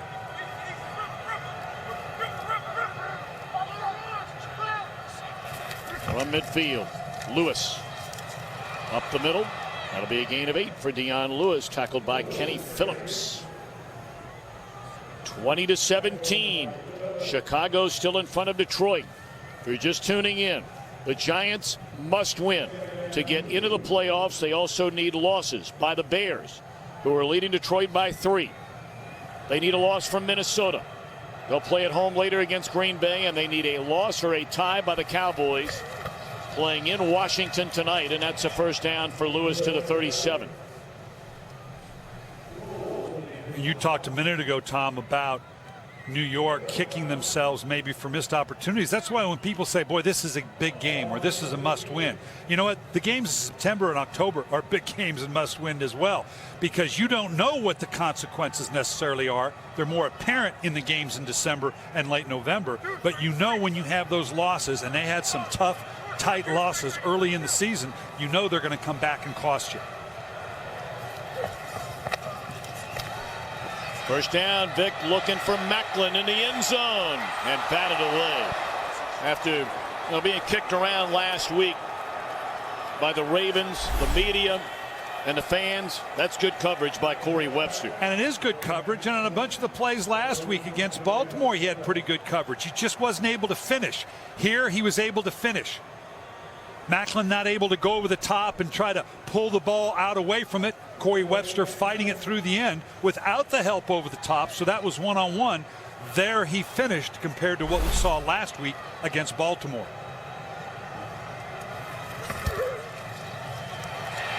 Blackburn had a hold of Vick, who just did get it away.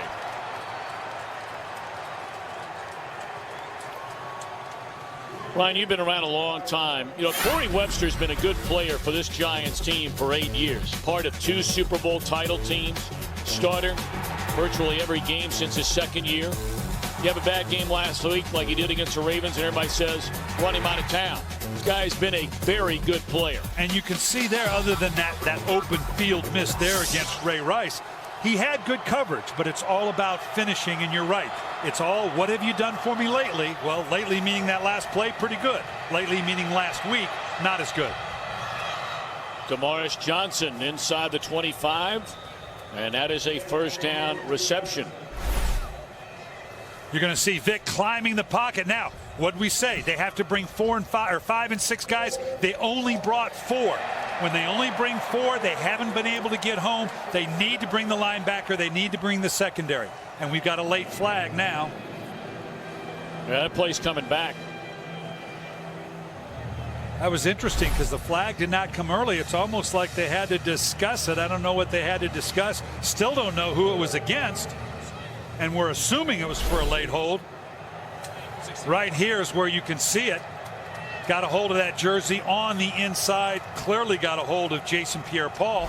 They've been moving Pierre-Paul inside a little bit more, trying to match him up against guards.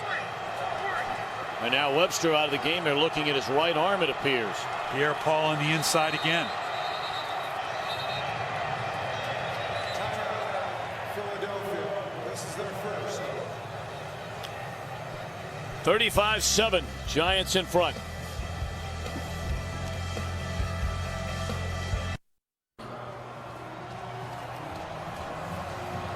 Michael Vick started the first 9 games of the year. Suffered a concussion in that game against Dallas in mid-November. Has not played until today since.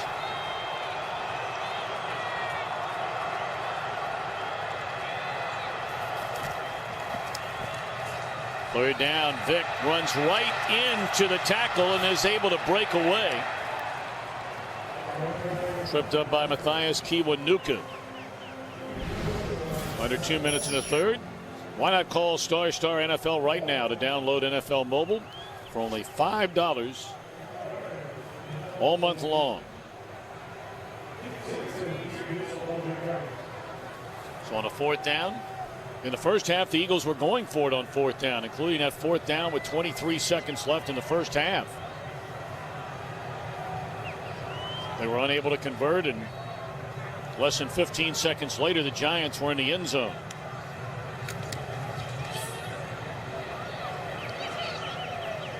Picks in a fair catch at the 12. Still a 3-point Chicago lead in Detroit.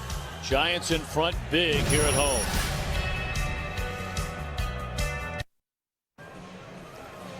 Well, you never know. Trent Edwards, who's not played the entire year, getting loose on a sideline. Michael Vick appears to be okay sitting over there. 1:15 to go in the third. And this is Ahmad Bradshaw. And maybe a half-yard pickup.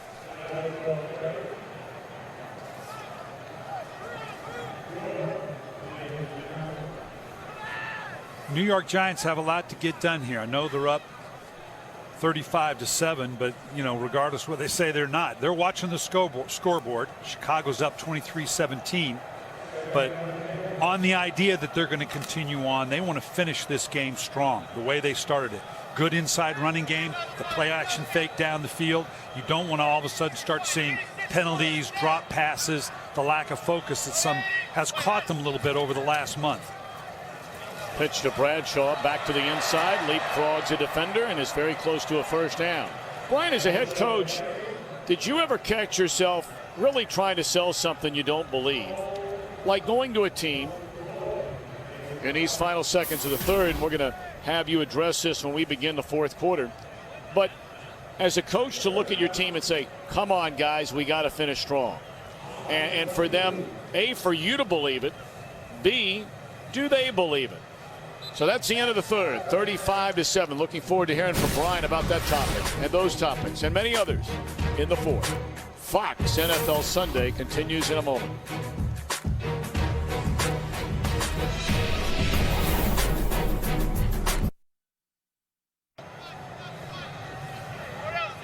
Bears capitalize on a fumble and kick a field goal. So 1:49 left in Detroit. And Chicago a 6-point lead over the Lions. I mean, it's about as simple as it gets.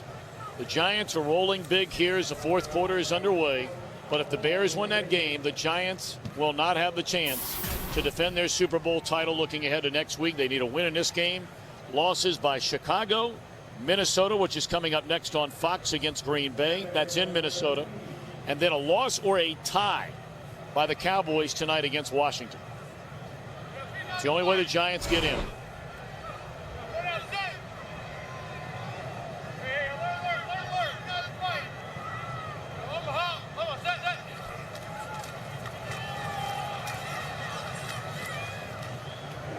Bradshaw wrapped up by Colt McCoy, and we check in with another game break back in Los Angeles. All right, Tom, yeah, that's right. The Lions had an opportunity right here to take the lead, but no, they cough it up. LaSure, Stafford can't handle it. A handoff, Major Wright recovers. The Bears get a field goal and lead 23-17. Detroit with the ball in the third quarter. Tom, Coach Billick, back to you.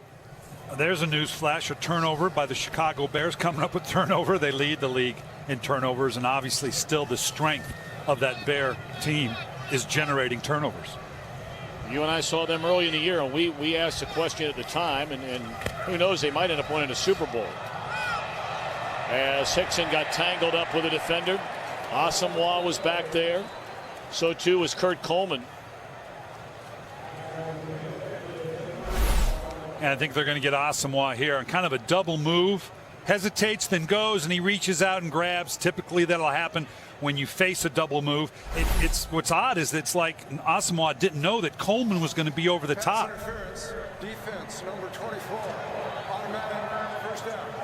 It's like he didn't anticipate the help over the top. If you're one-on-one, yeah, maybe you have to reach up and grab him. But when the safety's going to cover you over the top there, I don't know that you need to put your hands on the guy.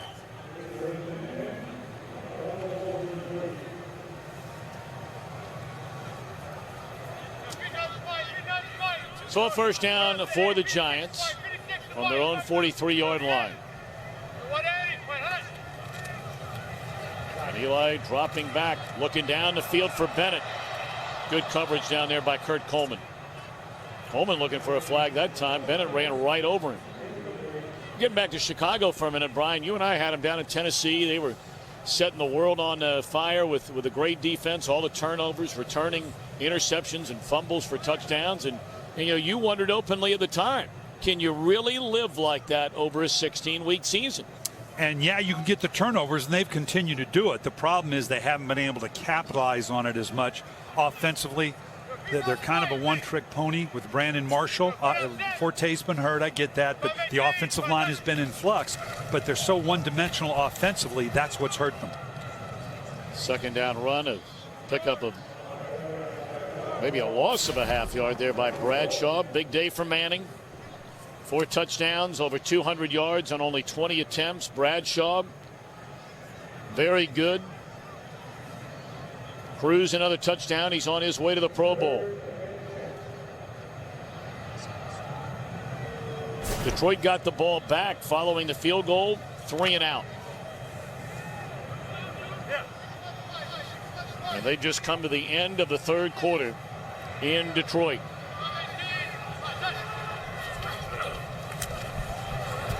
Pretty shifty moves there by Bradshaw. Colt Anderson wrapped him up, but Bradshaw drags him another yard. That's an 11-yard pickup and a first down. Nice move by Bradshaw. Watch here on the left, kind of a low snap, and he hesitates. This thing's dead. This thing should be a loss, but he hesitates, jump cuts to the side, and then shows some speed and power. Got to look at the way he covers up the ball. Bradshaw, McCoy, we're seeing some pretty good backs in this league today. Both have dealt with injuries. Bradshaw's been nursing a leg injury, a foot injury for a long, long time. McCoy just returning last week against the Redskins. Bradshaw adding 4, maybe 5 more yards to his total. You know, you look back on Bradshaw, and he started the year as the guy. You brought up earlier, no more Brandon Jacobs around, and got off to a rather slow start in the running game.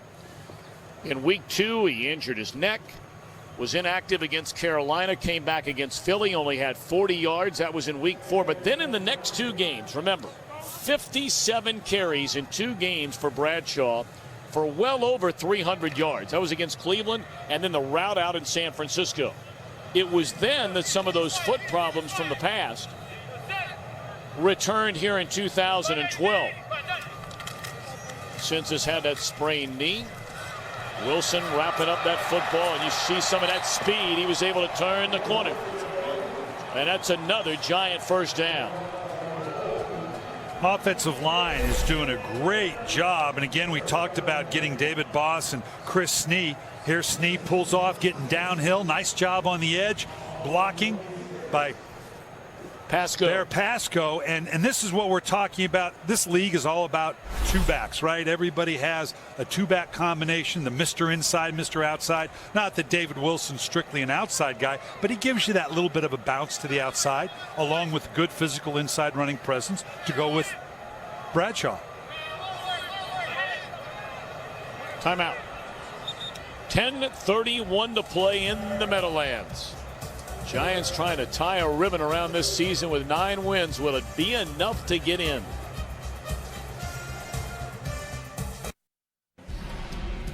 Well, next Sunday, Fox Sports brings you NFC wildcard action. And who will advance on to the following round? Our coverage begins next Sunday. Don't know who, don't know where, don't know what time. But keep an eye out, your local listings for the game and start time in your area.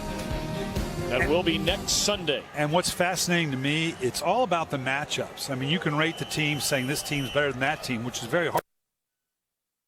It really is about who's matching up with whom and what's that path. You could have a team that just actually matches up well. I'm not saying they're not the best team in the league, but the path matches well for who they play. It's fascinating to see how this thing's going to play out.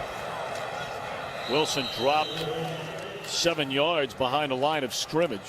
Antonio Dixon just signed this week, the first guy there. Meanwhile, standing over on the sideline, and doesn't appear to be hurt, Nnamdi Asomugha. It's been a topic of conversation in Philadelphia. Obviously a highly coveted signing, along with getting Dominic Rodgers-Cromartie in the trade with the Arizona Cardinals. And neither one of them has really lived up to the billing when they came in to Philadelphia. It's certainly they're not the only ones responsible for the fall off, but that's where a lot of the focus has been. Well, that was sniffed out beautifully. There's a penalty flag down on the play. It's a nice play by Brandon Graham, who's really come on strong now that he's healthy and getting a chance to play. He's been one of the bright spots for this Eagles defense.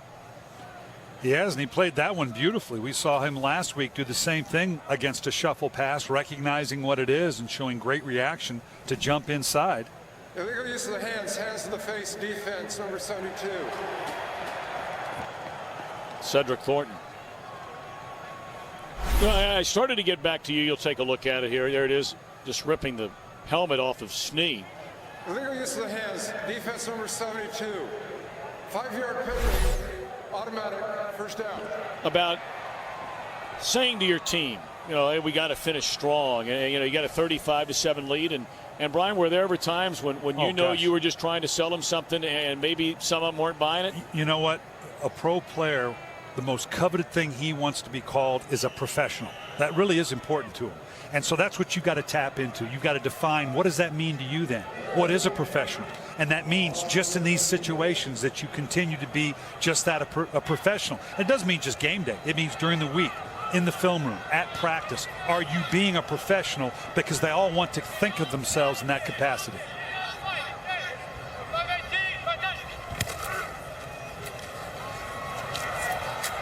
Wilson breaks a couple of tackles and very close to another first down. That's one of the reasons, as you and I have gotten to know each other over these last 5 years, you have never bought into the idea when, and I'm stunned quite honestly, when some people charge anybody or any athlete in this case as a quitter. Yeah. You've never bought into that. I don't. I get irritated when I hear so many people say, well, that team quit. I don't know that I've ever seen that. Now, what I have seen is a team and individuals who don't put the prerequisite emotion and focus into their preparation. And in game times, it's not like they don't want to play well, but this is the NFL. If you don't step on that field at your best, every single play, emotionally, intellectually, mentally, then you're going to look bad. You're going to look like you've quit. But let me ask you, there. if you're not, though, I think it's a fair question. If you're not prepared, all those ways you just talked about, to 100% maximum, are you then not quitting? No, that's just not being a professional. Okay. That's not understanding what it takes to be a professional in this league. The want may be there. We're talking about the observation that a guy just says, hey, I'm turning it down. I don't want it. Right. I'm protecting myself to next year. It's all about me. That's a totally different dynamic than not being professional enough to push yourself through difficult situations. First down, Bradshaw, and he will be denied the end zone. They're going to blow it dead right there. Boy, he wanted it, didn't he? Oh, he wanted it. Here we go, yeah. And now Bennett, Brandon Graham, among others, shoving, talking. They've carried that into the end zone. And this is the frustration of both teams. Philadelphia for obvious reasons and all that's coming along. New York wondering if indeed Chicago's going to be able to falter at Detroit. Chicago's up 26-17 right now. And now this just turns into an Australian rules scrum. Who's pushing it? They're trying to strip it. New York's trying to push them in. A lot of motion in this game.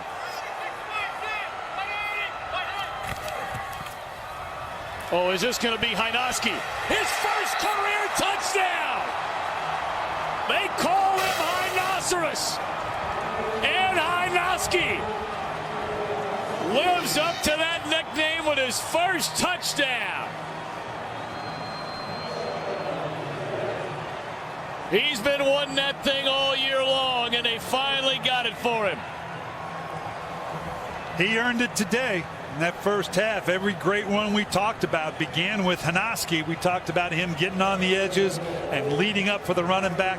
That's just reward for a guy that does a lot of the dirty work all day long. Oh, that is great stuff. I know the Eagle fans don't want to hear it, but we've seen a number of these Giants games. This is a great kid. Went to Pitt, college free agent. Nobody drafted him. They've given him a couple of these chances this year, and he was denied the goal line twice, not denied this time. It's under review. Oh, if they take this back away. Today's game is sponsored by Samsung Galaxy Note 2. The next big thing is here. By Bud Light, the official beer of NFL fans. Here we go. And by Pizza Hut. Make it great.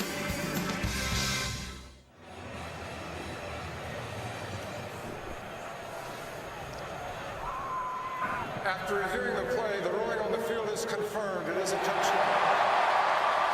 First career touchdown for Henry Hynoski. And you can see he's got possession. The right foot was there first, the left foot. The ball crosses the plane. Touchdown first. And now this is good. How long has he practiced this?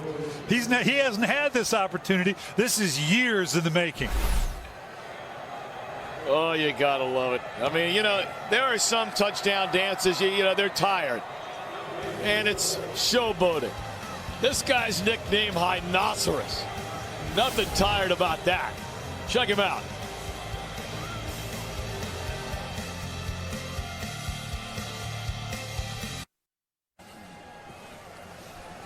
Eli Manning, first time in his career, he's thrown 5 touchdown passes in a game.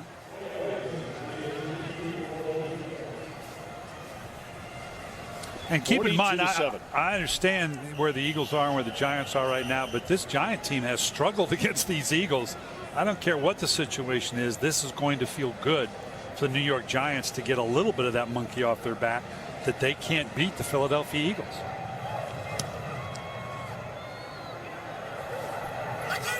Eagles had won, including a playoff win, 5 straight games here in the Meadowlands.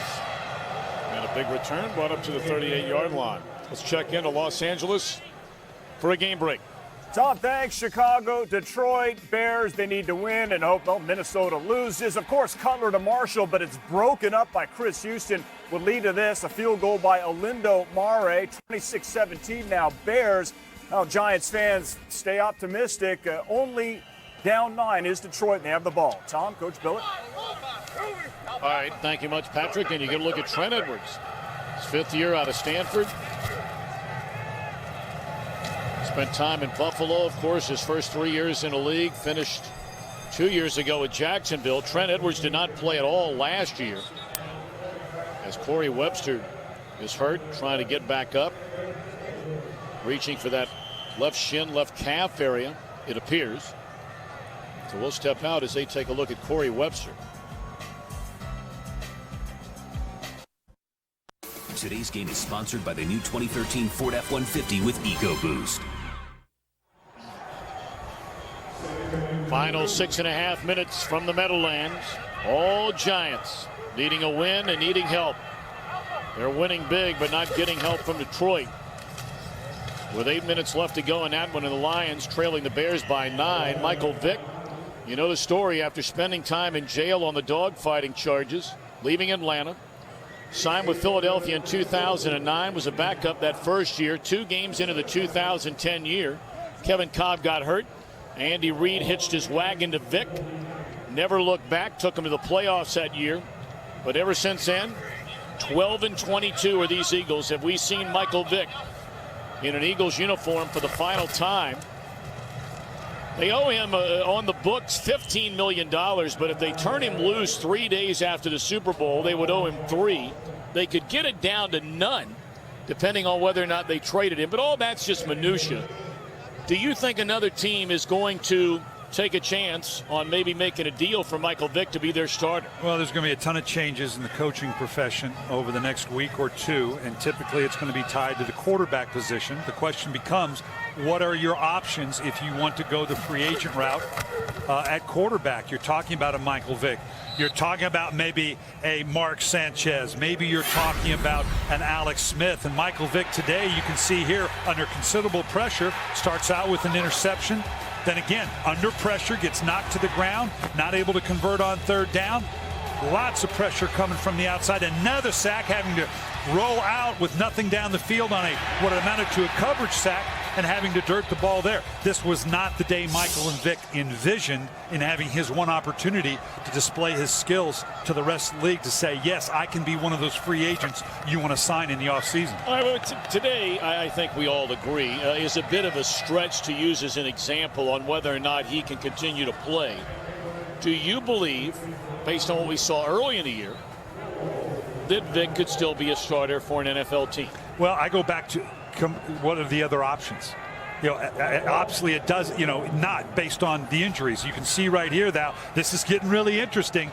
26-23 with the Lions able to get the extra point is good. It's now a 2-point lead by the Chicago Bears. So this crowd here, the remaining crowd with the Giants fans, it's going to get real interesting as that gets displayed here at the scoreboard. So a stop on 4th down by Jason Pierre-Paul. And the Giants will get it back, trying to put this thing on ice.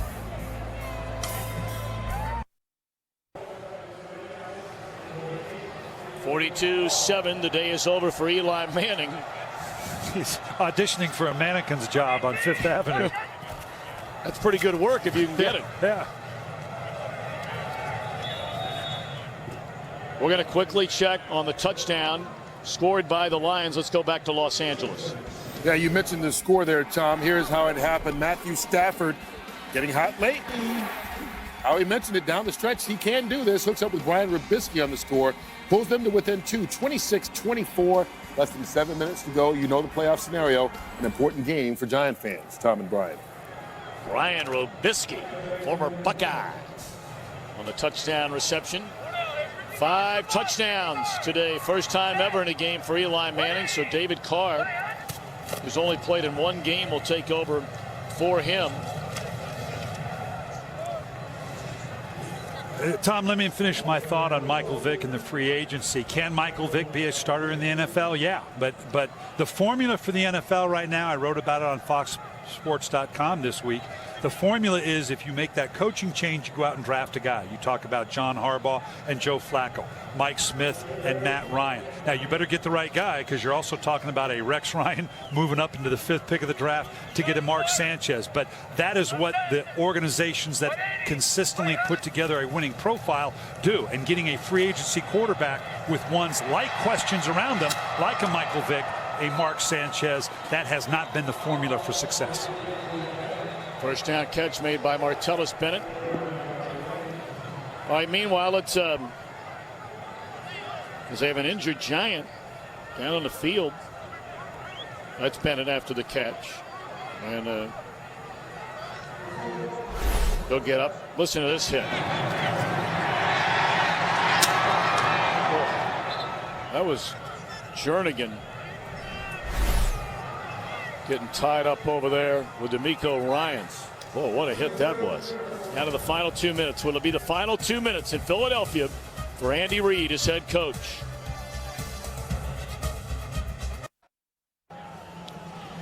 Giants are winning big, but you know the scenario. And the only other game they can worry about right now is the one taking place in Detroit. 5 minutes left to go. Chicago a 2-point lead. And now in victory formation,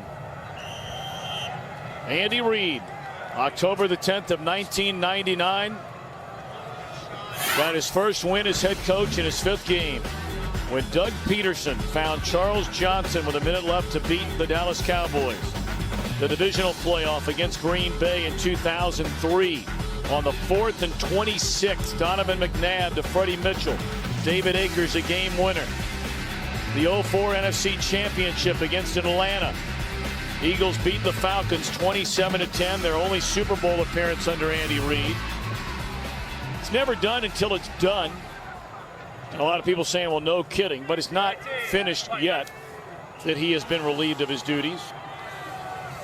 He is scheduled to meet with Jeffrey Lurie tomorrow. Many of you will get bonus coverage of the Lions and the Bears, the wrap-up of their game. He's had a really good run at it in Philadelphia. Well, Andy Reid and I were hired in the same year, 1999. There have been 104 head coaching changes in that time. Wow. That's what this league is about. Teams are living, breathing entities, and you go through an evolution. Andy Reid's had an incredible run in Philadelphia, but sometimes that change is inevitable, and obviously losing 42-7 against your division rival in New York, they'll make those decisions accordingly. A lot of changes likely to happen this week in the National Football League. So now Andy Reid will make the walk across the field for perhaps the final time as head coach of the Philadelphia Eagles after 14 years on the job. A big hug for his rival, but tremendous respect.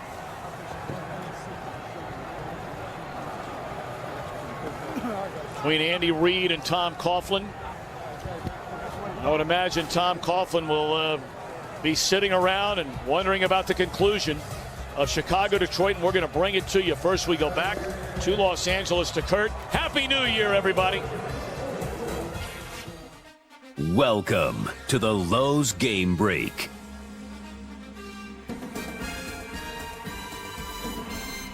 And so a tough ending to Andy Reid's tenure, we believe, there in Philadelphia, 42-7. They lose. More importantly, is this the end of the hopes for the New York Giants as far as the playoffs go?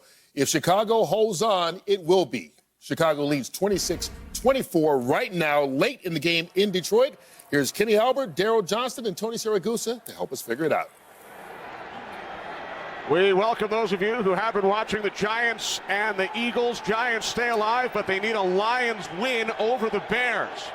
It's a 2-point game. Bears led by 17 late in the second quarter. Lions have come roaring back. Kenny Albert, Daryl Johnston, Tony Siragusa from Ford Field in Detroit. 3rd down and 6, and Tim Jennings makes a huge defensive play for the Bears, breaking up that pass that was intended for Chris Durham. Tim Jennings, number 26, working at the bottom of your screen.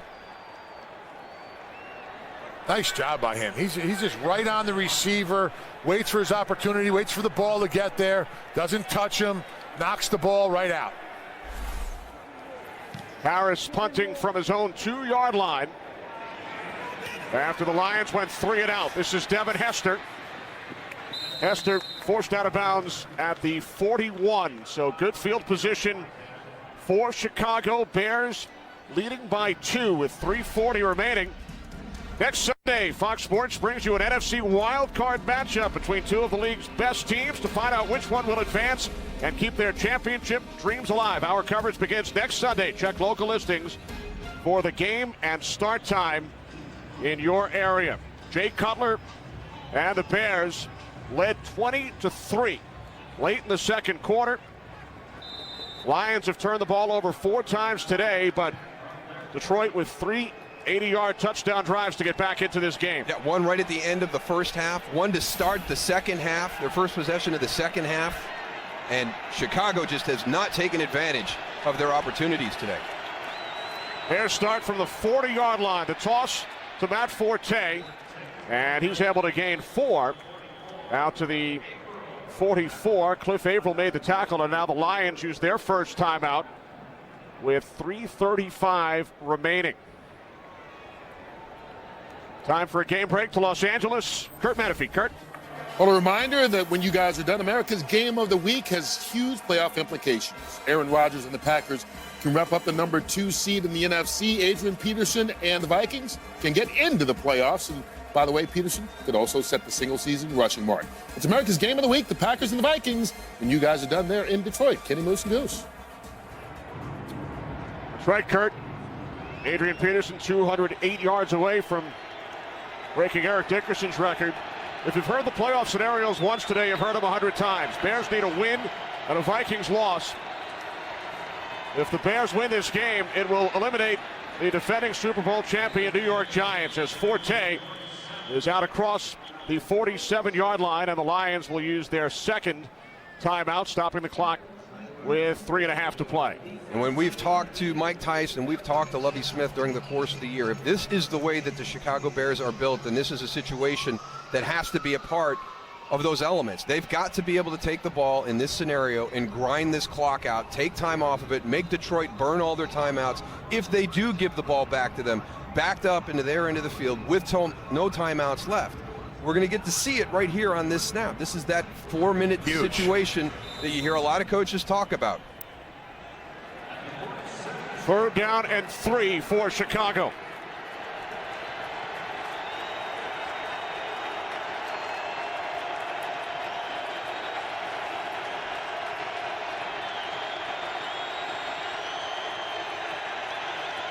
Now Cutler pulls out, and he will use a timeout.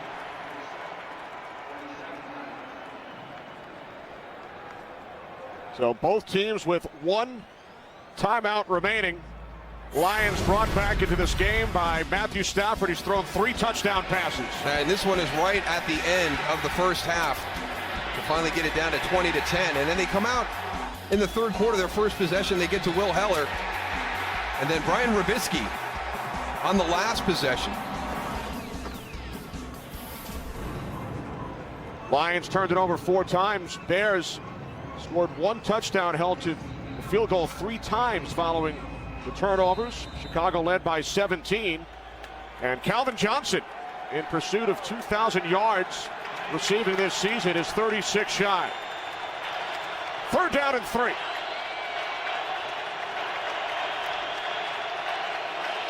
Bears must get to midfield for a first down. And Cutler will take off, picks up a first down and more. Jay Cutler slides down at the Lions' 34. Cutler needed 3, and he gains 19. He competes, huh, Darryl? Yeah. He's tough. He competes. I'll tell you what, I like the play selection on that. You put it in his hands, put all the big guys in there, make them think run, so you have everybody inside. Send your receivers out, then let your offensive line go and block them guys up a little bit. Give that Jay opportunity to throw the ball downfield or run for the first down. Looks like Brian Urlacher's happy about that call also. Urlacher missing his 4th consecutive game. So Cutler gains 19 out of Bears first down. From the Detroit 34, it is Forte. And now the Lions will use their 3rd and final timeout with 2:38 remaining. And the Bears leading the Detroit Lions by 2. Lovie Smith's Bears started this season 7-1, just 2 wins over their last 7 games, but now on the move following that huge Cutler run. Yeah, but the big question is, if they hang on and they win this game, and then Green Bay wins and they get into the playoffs, what are they going to do? And I think that Jimmy Johnson makes a great point at the halftime show is, I don't see these guys going anywhere in the playoffs. And it's all because of the offensive line. I really think that has handcuffed Mike Tice. It's handcuffed what they want to do offensively. I don't think they have an identity. We see them week in and week out doing different things. And I think that has been the challenge. I think that will be kind of the fatal flaw to this team when this season ends. It's been a big challenge with that offensive line, and I just don't think they've been able to figure out how to make it work. We welcome another new audience. Bears leading the Lions by 2 as Forte stays on his feet and has a Bears first down. Takes it to the Lions' 20-yard line as Forte picks up 13. But we're seeing the key guys step out on a huge drive. We challenge Chicago in this situation. If this is how you're built, then you've got to take care of business right here. It was Jay Cutler on the big 3rd down. Look at the effort by Matt Forte right here. But we don't see it enough. And we talked about it today at the top, Kenny. This is, in the last 7 weeks, this is the 6th different starting offensive line group. We hit the 2-minute warning. Lions, no timeouts. Bears will be able to run out the clock.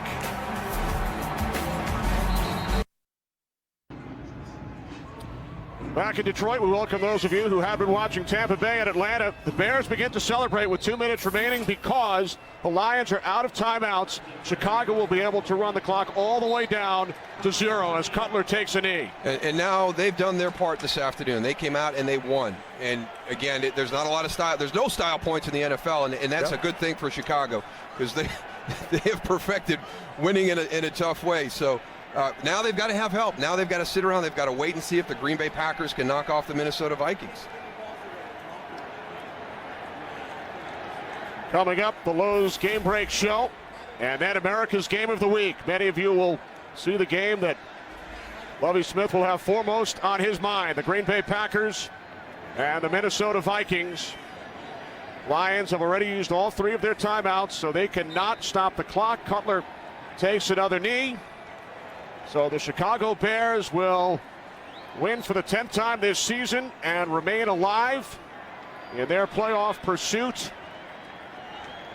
And a Bears win, of course, as we've been mentioning all afternoon long, will eliminate the defending Super Bowl champion New York Giants, who did win their game 42-7 over the Eagles, but they needed 3 other results, including a Chicago loss. Matthew Stafford, valiant comeback, 3 touchdown passes, but the Bears turn the ball over.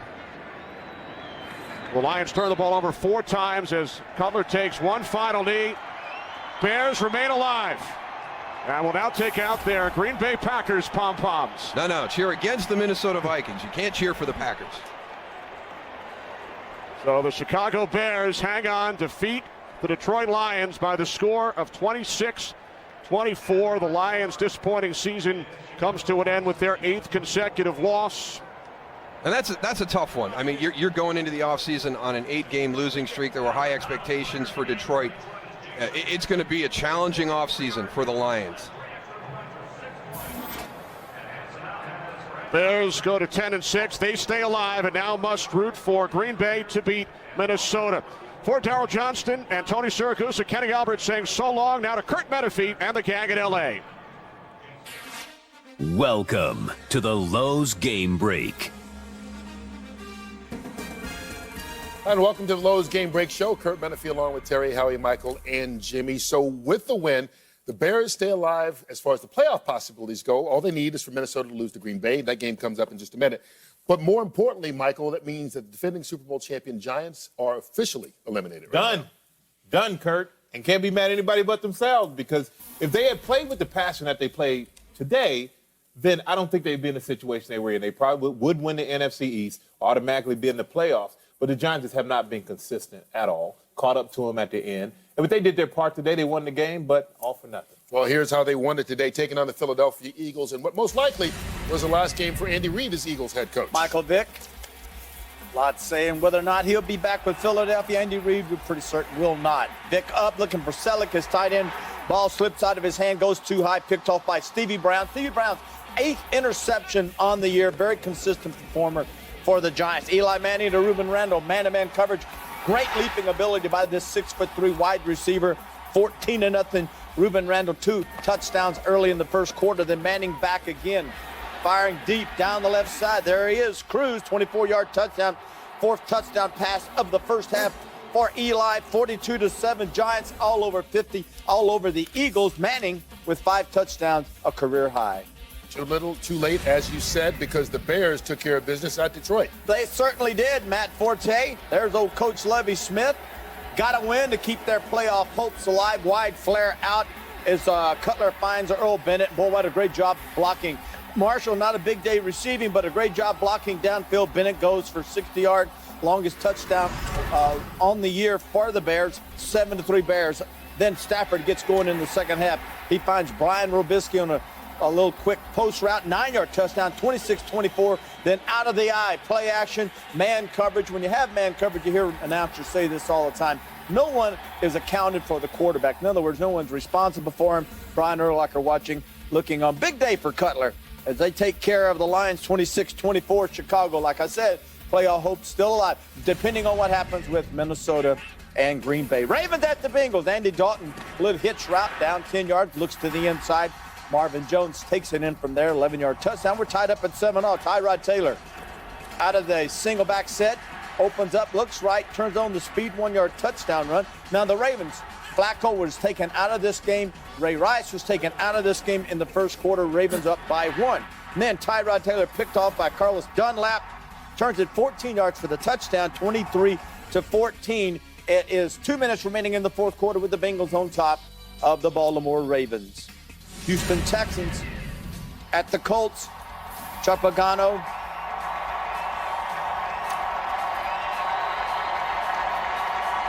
Welcome back, Chuck. Fighting leukemia, in remission. Good to have him back on the sidelines. Arian Foster gets good blocking and runs in from 13 yards out. Foster pays respect to Chuck. Oh, there you go. Chuck Strong hits the sign. 14-13. Colts up by 1 point over Houston. Texans kick off, and then DG Kareem returns it. Look at this, Howie. 101 yards. I'd be looking for an oxygen tent about right now. 21-16. Colts on top of the visiting Houston Texans. And then Andrew Luck to T.Y. Hilton. This Hilton kid can flat out play. 70-yard touchdown. Chuck Pagano gets a hug from Gary Kubiak of Texans head coach at the end of the ball game. 28-16. As the Colts beat the Texans. The Texans now in jeopardy of losing that home field advantage throughout the playoffs in the AFC. This one, no playoff implications, but just some fun stuff. Jacksonville at Tennessee. And get this, Tennessee scored 28 points in less than 5 minutes without running a single offensive play. Wow. Zach Brown, 2 interception returns for touchdowns. And Darius Reynaud, 2 punt returns for touchdowns. Amazing. 38-20. Once again, 4 touchdowns in 5 minutes without a single play on offense. All right, elsewhere. In a game that many of you just saw wrap up, the Falcons finished the season 13-3. They lose to Tampa Bay. Carolina, big win right now. 5 minutes left at New Orleans. They're up by 10. The Steelers finish at 8-8. The Jets season ends dismally, 6-10. They get blown out by Buffalo, 28-9, the final there. All right, here's a look at the playoff picture up to date. As of now, because of the Houston loss, Denver currently holds their own destiny. If they win, they will be the number 1 seed in the AFC. New England can still move up to that number 2 slot as well if they can knock off the Miami Dolphins later on today. That would drop Houston all the way down to number 3. Meanwhile, in the NFC, the Falcons, home field already wrapped up for them. What's important?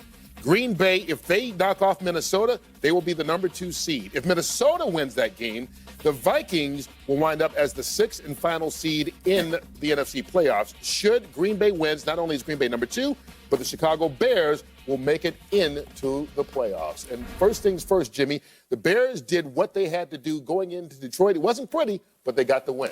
Yeah, of course, Chicago's hoping that Minnesota's going to lose this ball game, so that they can get into the playoffs. But I'm concerned about Chicago. They don't protect the passer very well. They were very sporadic as far as throwing the football. Brandon Marshall dropped some passes. They were, just a hit and miss against a real poor Detroit team. They do play pretty solid defense, and so that can help them. But I don't see them going very far in the playoffs. What I'm most interested in, I wish I could be in Chicago to watch the fans cheer for the Packers. Yeah, right. That would be cool. That'd be fun. Well, I mean, you can get on a plane. How bad you want to go to Chicago? Not that bad, too big. Hey, send me some pictures on Twitter or something. You know what, though, Terry? He would look good with a cheese head, wouldn't he? He would. Would you? A lot of Bears fans wearing cheese heads right now. A lot of Bears fans wearing cheese heads right now because they, as you said, need Green Bay to knock off Minnesota so they clinch a playoff spot. We'll hear from Jay Cutler in just a bit. But how are your impressions of the Bears? We asked this question in the pregame. Out of the teams that we're talking about as a possibility to get into the playoffs, Dallas, the New York Giants, Minnesota even, Seattle for sure, Washington for sure, Green Bay, San Francisco, Atlanta. The old adage of you get into the playoffs and anything can happen. Wild card, divisional, championship game, and then the Super Bowl. At the most, you win 3 games to get to the Super Bowl. I just don't think that applies to the Bears. To echo what Jimmy had said, I have concerns about their protection. It seems to be a one-dimensional kind of passing attack. Is Forte healthy? The secondary looked a little sloppy today at times. Detroit certainly put some points up on the board quickly at times and stood up at the end of the game and played well and secured the win. But Forte still got over 100. Cutler threw for over 250. And this is a team that has scored, 9 defensive touchdowns? Yeah. One shy of the NFL record. 8. And a lot of times, but in the playoffs, a lot of these teams protect the ball a lot better than Detroit Lions did today. I'll tell you what, the Bears got the win. Right now, their fingers are crossed. The Minnesota Vikings, they control their own fate. They're playing Green Bay in a game coming up on Fox very shortly. And if Minnesota gets the win, they're in the playoffs. That's all they've got to do. Adrian Peterson and company right now controlling their own destiny. Peterson also thinking about the NFL rushing record, but he's already said it's more important to get into the playoffs than to get the rushing mark. Meanwhile, Colin Kaepernick and the 49ers already in the postseason. It's just a matter of whether they will be seated number 2 or 3 or 5. We'll find out if they stumble against Arizona. And if they do, Russell Wilson and the Seahawks ready to take advantage. They take on the Rams. They still have a shot at that number 2 seed as well, even though they're already in the playoffs.